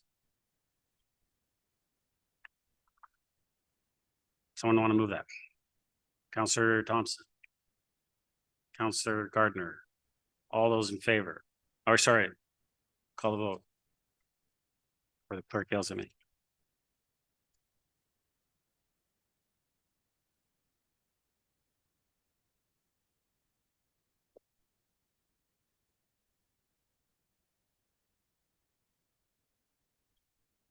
Councillor Earners, yes.